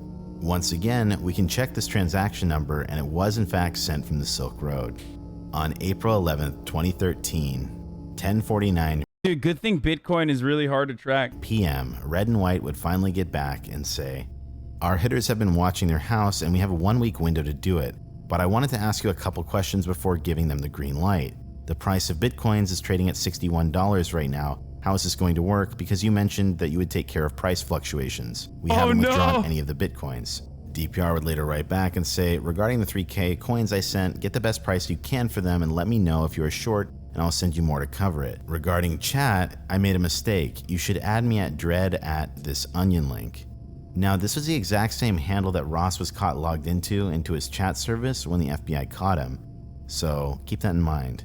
To summarize the last bit of messages, long story short, the hit goes through, they don't really recover much money, and then Ross sends an extra 2,500 Bitcoins to make up for the price.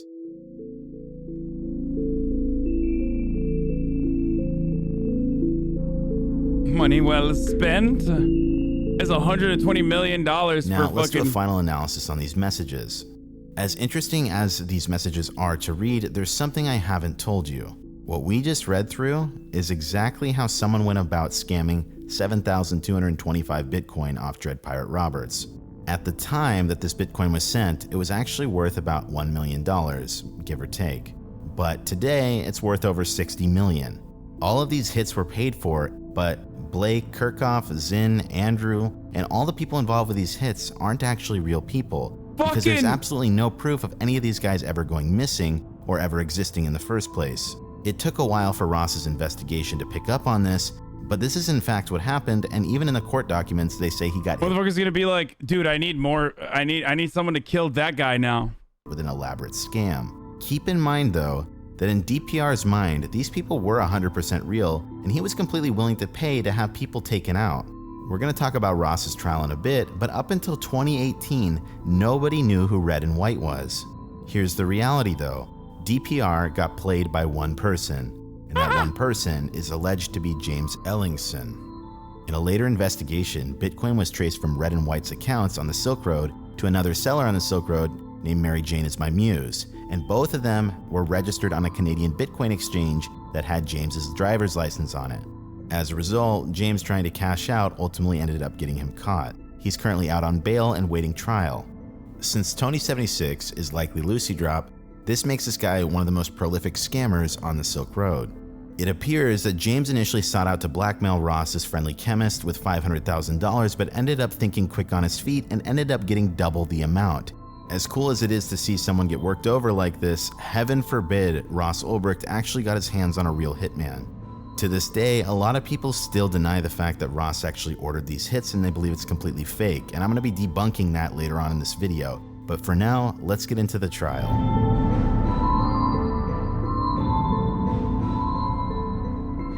Fucking got him, dude. What a... Oh my god, that is an L nerd right there, dude. Now let's take a step back and look at the trial and conviction of Ross Ulbricht. No, it wasn't the FBI. It was one guy who facilitated everything, including the fucking random Hells Angels. A guy who was like, I am the Hells Angels. Keep in mind, my goal here is to cover this in a somewhat objective manner because both parties involved seem to be potentially stretching the truth.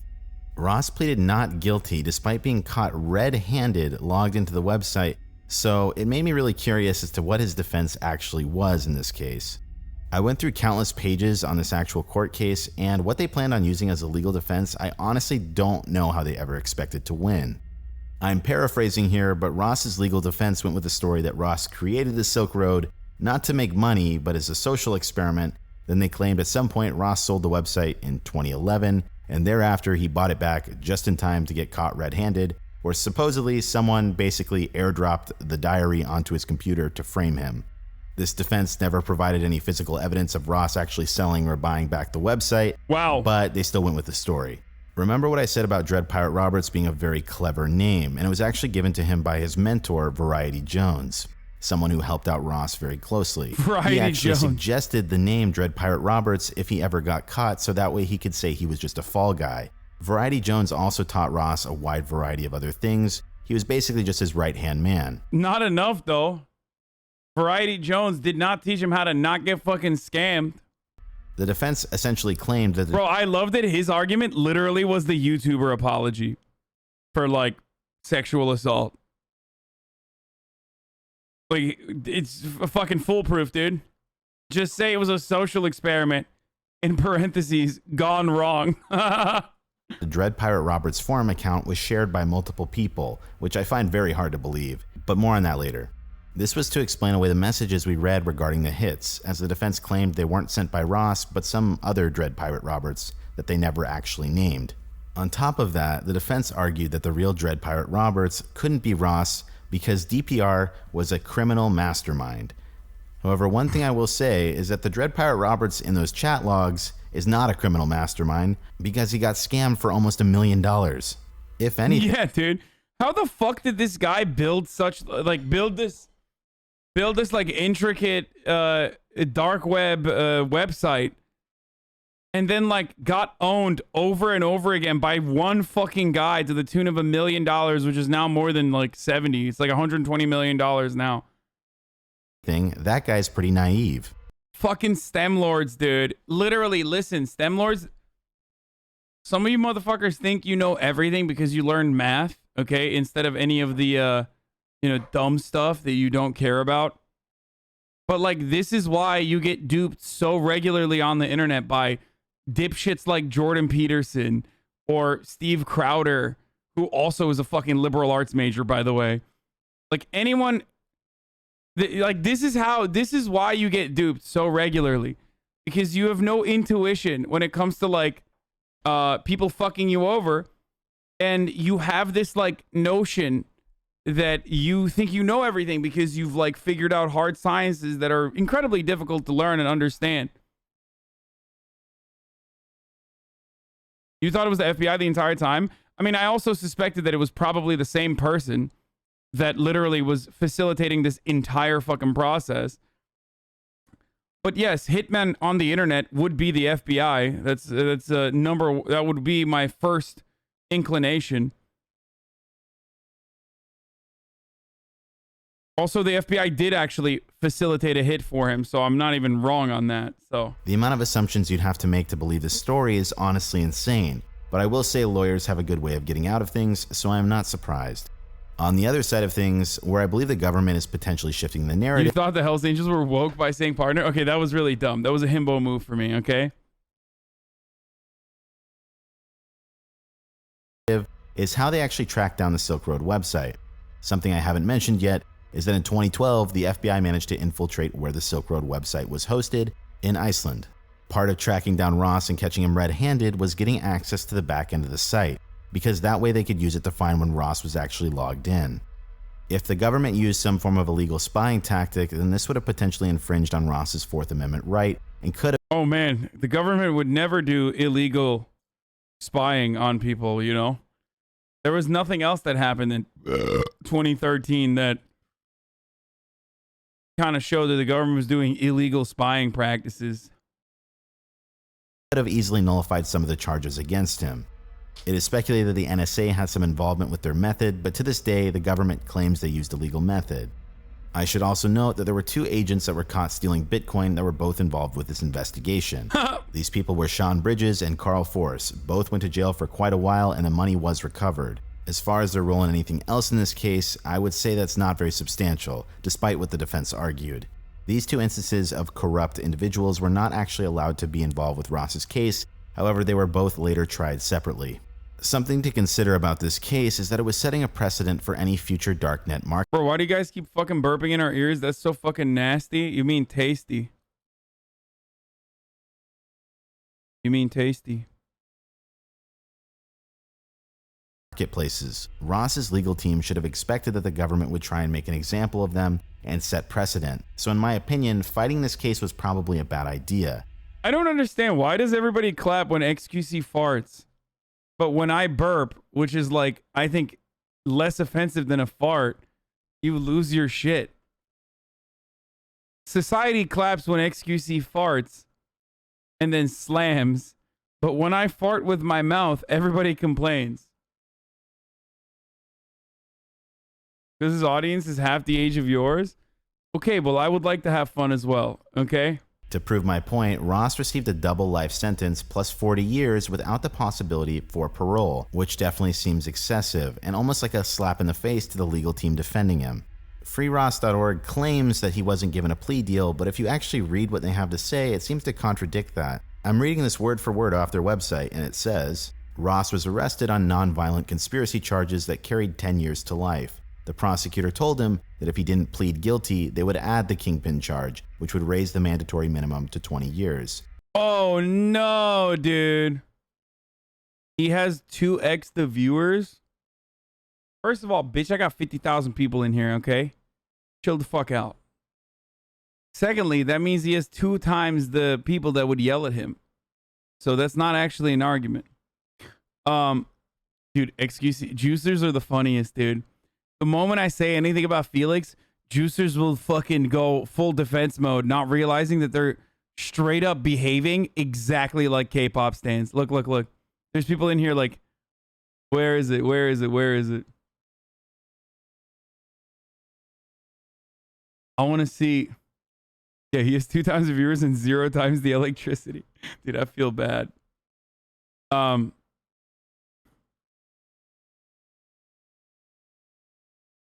When I say this, there'll always be people like, fuck you!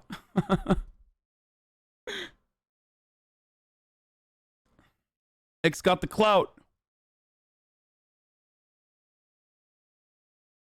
He's streaming right now. I didn't even know he had a fucking second. I'm not saying Ross wouldn't have gotten life in prison either way, but this account. logic seems to contradict itself. Ross was convicted of You compare them to K-pop stans, they're back in hiding. computer hacking, conspiracy to traffic narcotics, and money laundering. At first, the government had also attempted to hit him with a murder for hire charge. I will say there is definitely substantial evidence to say that Dread Pirate Roberts paid for hits. Considering the chat logs included well-known vendors, it had redacted customer information, and Bitcoin transactions that are impossible to tamper with. The fact that these hits were all a part of an incredibly elaborate scam and that the people he had ordered hits on never existed makes it a hell of a lot harder to convince a jury. There's not really much legal precedent on ordering a hit on a person that was never alive. You could argue that including this charge weakens the prosecution's case overall. Keep in mind, they didn't even know the real identity of Red and White until 2018. If you don't know who the hitman was and you don't know who the victims were, it's very hard to convict someone. If you take a look at how punishments are weighed, particularly in the charge of conspiracy to traffic narcotics, it is, to a certain extent, based on the quantity of substances moved, and seeing as Ross's site moved $1.2 billion worth of substance, this charge alone was enough to put him away for a very long time. It definitely seems like they never needed the murder for hire charges to begin with, and the fact that they included them does seem like they could have used it to smear him in the media and push this court case through quickly, I will say. So all in all, let me summarize. Do I think Ross got a perfectly fair trial?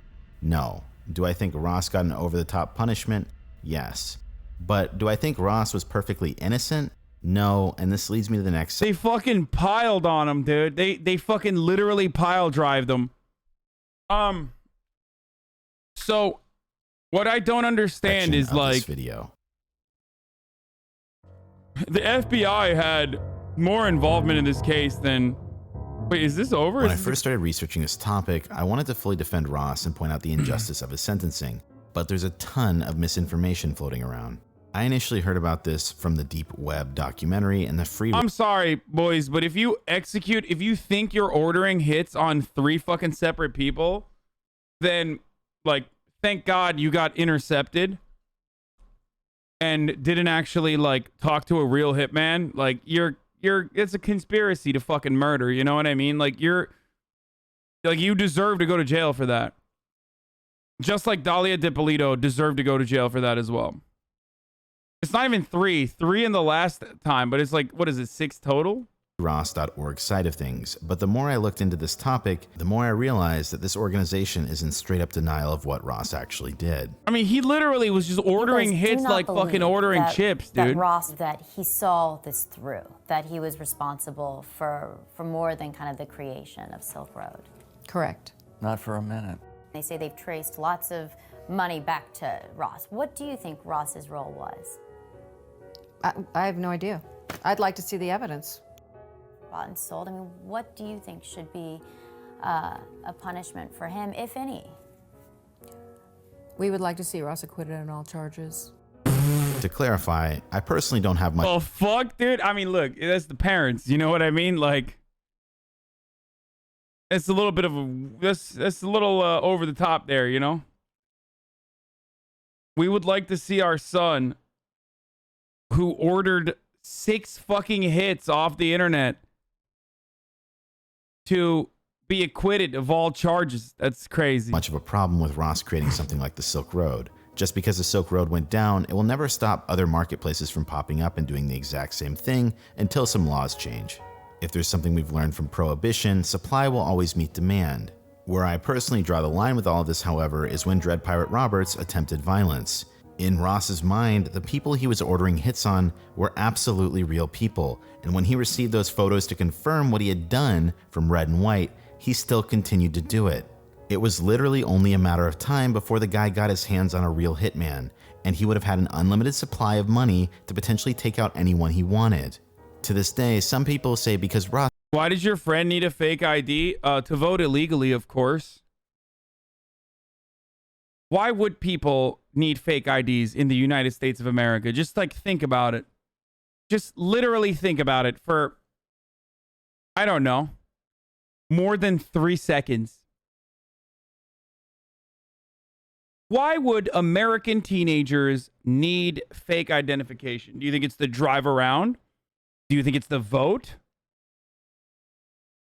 Is that something that teenagers are interested in doing, you think? Do you think it's the, yeah, register for the armed forces?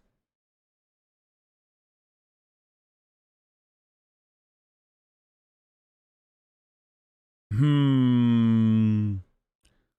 don't know.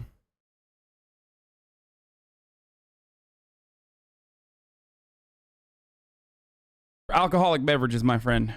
Ross Ulbricht was never charged with violence, therefore he could have never been violent. This is a logical fallacy. By that same logic, you could say that O.J. Simpson is innocent.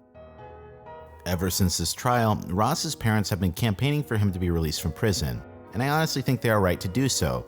But where I have a problem is when you mislead people to further your agenda. It's a hell of a lot harder to convince people to sign a petition if the person you're advocating for was potentially violent. So let's go through some of freeross.org's claims. Damn, this guy was like, I wanted to do a report on how much this guy was innocent, and then he literally turned around and let you know that it's top of the hour, so there's a 60-second ad break. That's crazy that he is literally doing that right now. Okay.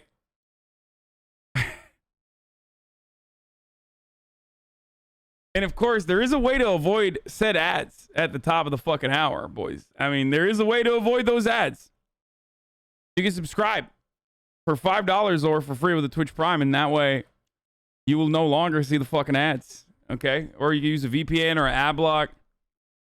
The fucking early tomatoes annoy me because, like, you're just cucking content there. But hey, whatever. Anyway, what I was going to say is, fuck you, I'm an Aiden Ross viewer now. That's who the people in the hood watch. The hood's watching Aiden Ross now. What was I saying? Fuck, dude.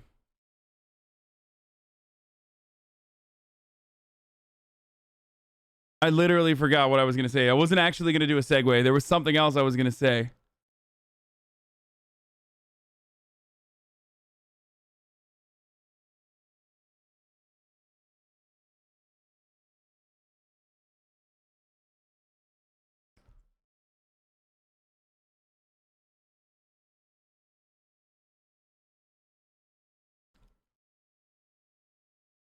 Oh, he was going to defend him and then instead turned around and did a 1-hour dissertation on why he's like super guilty. A perfect example I'd like to start with comes from the common misconception page of the freeross.org website. Here they claim that Ross Ulbricht didn't create the Silk Road for financial gain. This is honestly laughable because it takes 2 seconds to realize that's not true. Prior to creating the Silk Road, Ross had multiple business attempts that completely failed. Ross had also applied for multiple citizenships prior to getting caught. If you're applying for a citizenship in the Dominican Republic, you're probably trying to launder money out of the country. freeross.org claims that because Ross lived frugally, he wasn't in it for the money. But the moment you bring more than $10,000 cash to any bank, they're going to start asking you a lot of questions. On top of that, if you look through his Altoid account post history, the guy's obsessed with money, and he even says how he's not a millionaire yet. Nobody starts a dark net marketplace just for the sport of it.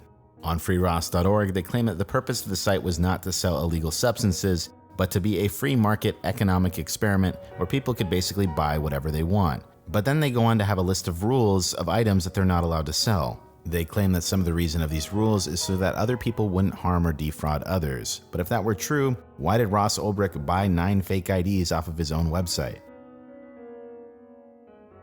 These are just a couple of examples of easy bits to disprove, but I'd like to focus on something much more substantial, and it's the freeross.org's claim that there was multiple Dread Pirate Roberts on the same forum account. In this situation, I'd like to go through their supposed evidence and show how it can pretty much be disproven. The first piece of evidence that the organization claims for Bro, the literally all he needed to do. I mean, this is hindsight, which is 2020, obviously.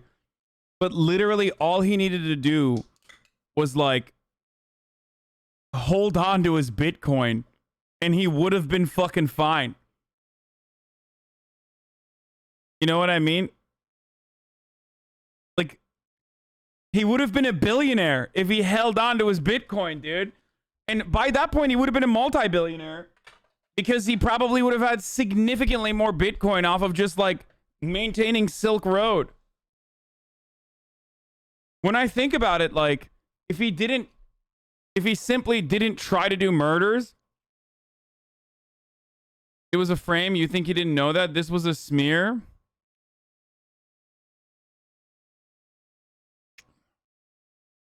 I mean, he definitely got cucked, for sure. But, like, why is he so horny to fucking do murders on people?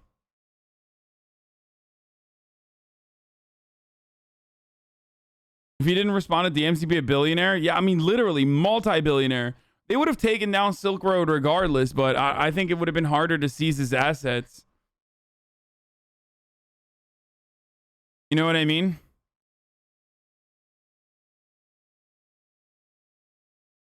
The existence of multiple Dread Pirate Roberts comes from the fact that Ross couldn't have created the website by himself. This is true, but doesn't prove the point the court was looking for. Ross hired people to work for him, and his staff was on payroll. All of them had their own separate forum account.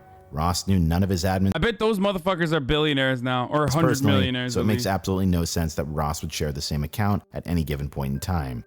Ross was a bright guy, and he also asked multiple questions under the handle Frosty when it came to initially setting up the site.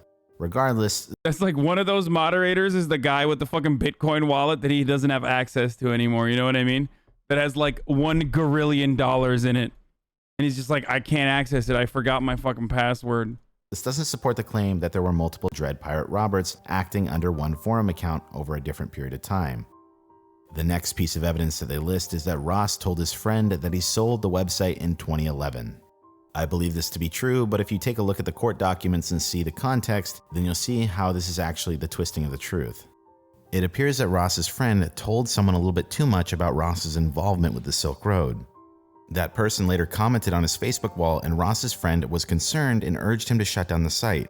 As a result, I believe Ross consoled his friend by saying, "I can't because I already sold it to someone." I believe this was to get his friend to stop worrying about him. There's absolutely no physical evidence to suggest a transaction involving the site. If this were true, Ross wouldn't have continued to operate the site up until 2013. And it would have been as simple as providing a Bitcoin transaction to prove the sale went through. There's absolutely no other way that this guy could have accepted payment other than Bitcoin. Here it makes absolutely no sense that Ross would have to rely on his friend's testimony instead of just providing evidence. Moving on, the next piece of evidence from this website states that someone logged into the Dread Pirate Roberts forum account after Ross was taken into custody. Once again, this is twisting the truth. By the time Ross was arrested, the feds had access to the back end of the website and the investigation was still ongoing. The fact that we have access to those messages we read over time shows that the FBI directly had access to Ross's account as well. There is no doubt in my mind that the person who logged into Ross's account after he was in custody was a federal agent. Once again, it makes absolutely no sense that Ross would ever share an account. Next up, in terms of their false evidence, is the claim that Dread Pirate Roberts failed a digital handshake. A handshake. The thing is, like, every time shit like this happens, like that other libertarian guy who got caught with like child porn and shit, every libertarian on the internet says the feds framed him, right? But also at the same time, he's a libertarian, so it's not that hard to believe, you know what I mean? The fucking, which one? Right, yeah. The guy who like 3D printed, or the guy who wanted to mass distribute the 3D printed schematics of AR-15s. You know what I'm talking about? What was his name? I forget. He was like a... I was saying the feds were framing him. It's like hard to figure out because it's hard to parse through because like half the time, like do feds do like honeypotting and shit? Absolutely. Okay. Would feds frame someone like that? Absolutely. But also he's a fucking libertarian. So, you know, they literally advocate to abolish the arbitrary nature of age of consent laws and shit. You know what I mean? So it's kind of, you know, it's kind of hard to figure out. What was it? Cody Wilson? Yeah, American. Yep. There it is. 33 years old. Cody Wilson. American crypto anarchist, free market anarchist, and gun rights activist.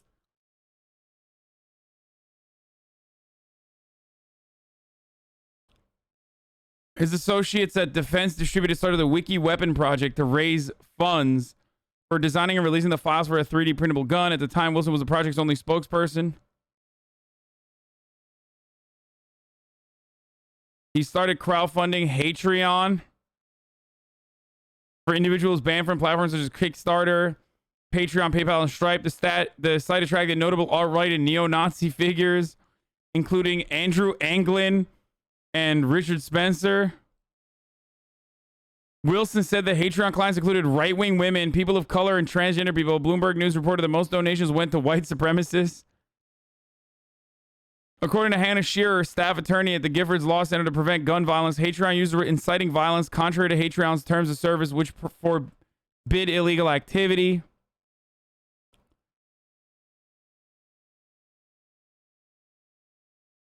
Wilson claims an array of influences from anti-state and libertarian political thinkers such as Proudhon, anarchists, left-wing market anarchists such as mutualist theorist Pierre-Joseph Proudhon, paleo-libertarian anarcho-capitalists such as the Austria School economist Hans Hermann Hoppe, classical liberals such as Frederick Bastiat. His political thought has been compared to conservative revolutionary ideas of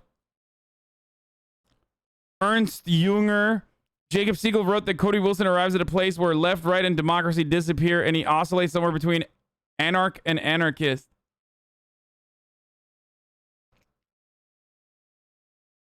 He frequently cites the work of post-Marxist thinkers in public comments, especially Jean Baudrillard, whom he has claimed as his master.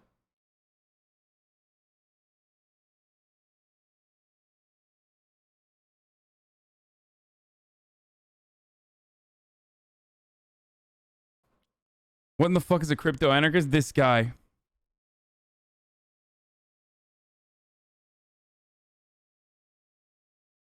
Okay. So on December 28th, 2019, Wilson was formally indicted for sexual assault after an encounter with a minor he met on Sugar Daddy Meet, a website that matches older men with younger women. He was accused of committing a second-degree felony by paying a 16-year-old girl $500 for sex in a hotel room in Austin, Texas on August 2018. When the police issued a warrant for his arrest, Wilson was overseas in Taipei. Wilson was deported by the Taiwanese National Immigration Agency with an immigration violation. He was released on a $150,000 bond from Harris County. He pleaded guilty to 1 third-degree felony charge in injury of a child. He was sentenced to 7 years of probation. So, the thing that's wild to me is that this dude fucked the 16, or I guess, did he fuck the 16-year-old? He paid a 16-year-old for sex in a hotel room. Meanwhile, Jeffrey Epstein exists. You know what I mean? So we know the government sometimes looks the other way. You know what I'm saying? So it matches the libertarian lifestyle. You feel me? It matches the libertarian lifestyle, this action. But also at the same time, at least pedophilic libertarian. Fuck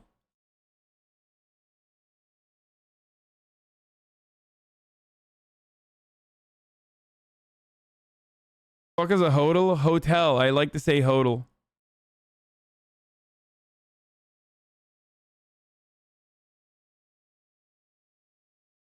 No, it doesn't. No, it fucking doesn't. What are you talking about? I mean, one of the libertarian thinkers that he did not... There are plenty of libertarians who talk about the arbitrary nature of age of consent laws, okay? So you mustn't have met too many libertarians. Anyway, let's keep going. Or a digital handshake is a set question to make sure you're talking with a real person on the other end of the computer. Basically, if I told you beforehand that you could identify me by asking a question like, how sociable are you? and I told you the correct answer was barely, you could then ask me that question in a public chat room to figure out if I was the real person behind the computer. So in this instance, freeross.org claims that one of the admins failed a handshake in a chat room prior to Ross getting arrested. If you take 2 seconds to read through the full reference they provided, he later completed the handshake on another personal question that only DPR would have known. Even though this isn't really evidence to prove that someone else is behind the computer, this was the Pigeon chat room, not the place where DPR ordered the hits, on the forum account. Alright, now let's move on to the claim that Mark Karpeles was Dread Pirate Roberts. This is the smartest piece of false evidence for this entire case. If you don't know who Mark Karpeles is, he's basically a supervillain in the cryptocurrency community. FreeRoss.org claims that the real Dread Pirate Roberts was Mark Karpeles and references multiple emails from the special agent working on this investigation. Long story short, Mark Karpeles was the first target of this investigation and was the first suspect.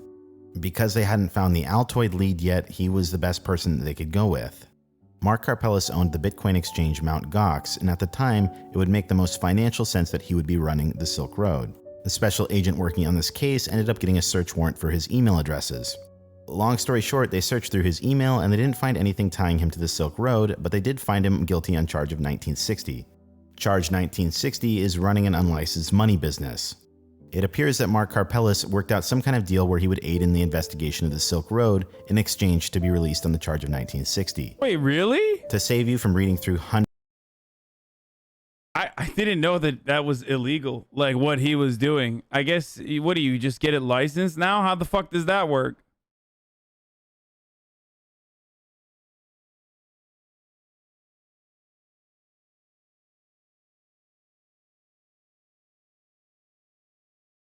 That's kind of weird. Big no-no? Yeah, you have to register now.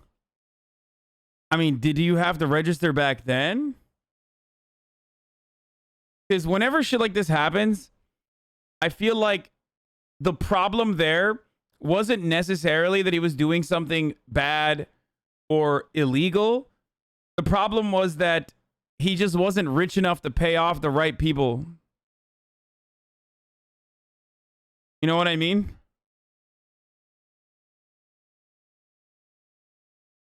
And like get the proper licensing for hundreds doing and that. hundreds of pages of legal documents. Long story short, there's no physical evidence tying Mark Karpeles to the Silk Road. Now you might be wondering why I went through all this trouble to cover all of these seemingly false claims, even though I agree Ross didn't get a fair trial. In my opinion, a path to redemption starts with you actually admitting you did something wrong, and I don't see that happening here. To me, it's obvious that Ross's mom in this organization is just trying to do and say anything to get her son freed, but I can't help but feel like she's accepting donations based on people not knowing the full story. If you look at their homepage, you'll see just how much support this cause has gotten on the basis of seemingly deceiving the public. I don't think all of these politicians and such would have endorsed her had they known the full story, let alone all the people that pledged monthly. What this organization is doing is playing the political game. At this point, it's not even about the facts anymore. It's just about trying to influence people and... Motherfucking Gary Johnson, baby. Of course. ...win power to get Ross pardoned. Only lost New Hampshire by a few thousand votes. I think 3,000 or 4,000 votes, if I'm not mistaken. And if Trump will win New Hampshire, New Hampshire is so weird, dude. pardons Ross Ulbricht, it's very likely that a lot of us single-issue voters here in New Hampshire will vote for Trump, who wouldn't otherwise. So I think that Trump could win New Hampshire by pardoning Ross Ulbricht, and he could piss off a lot of his enemies. I can see a wide variety of arguments being made for any outcome of this case. Some people might think he deserves his life sentence for ordering hits on people. Some people might think he's not. The worst part about what that guy is saying is that he's not wrong, dude. Also, why are we in Istanbul now? Or is this Istanbul? It looks like Istanbul. What the fuck? What? Guilty at all. I can also see this just as a case of the mother doing anything to get her son back. There's definitely going to be a wide variety of opinions here, so I'm going to leave it up to you. This is Barely Sociable. Have a good night. Oh, because it's a Silk Road.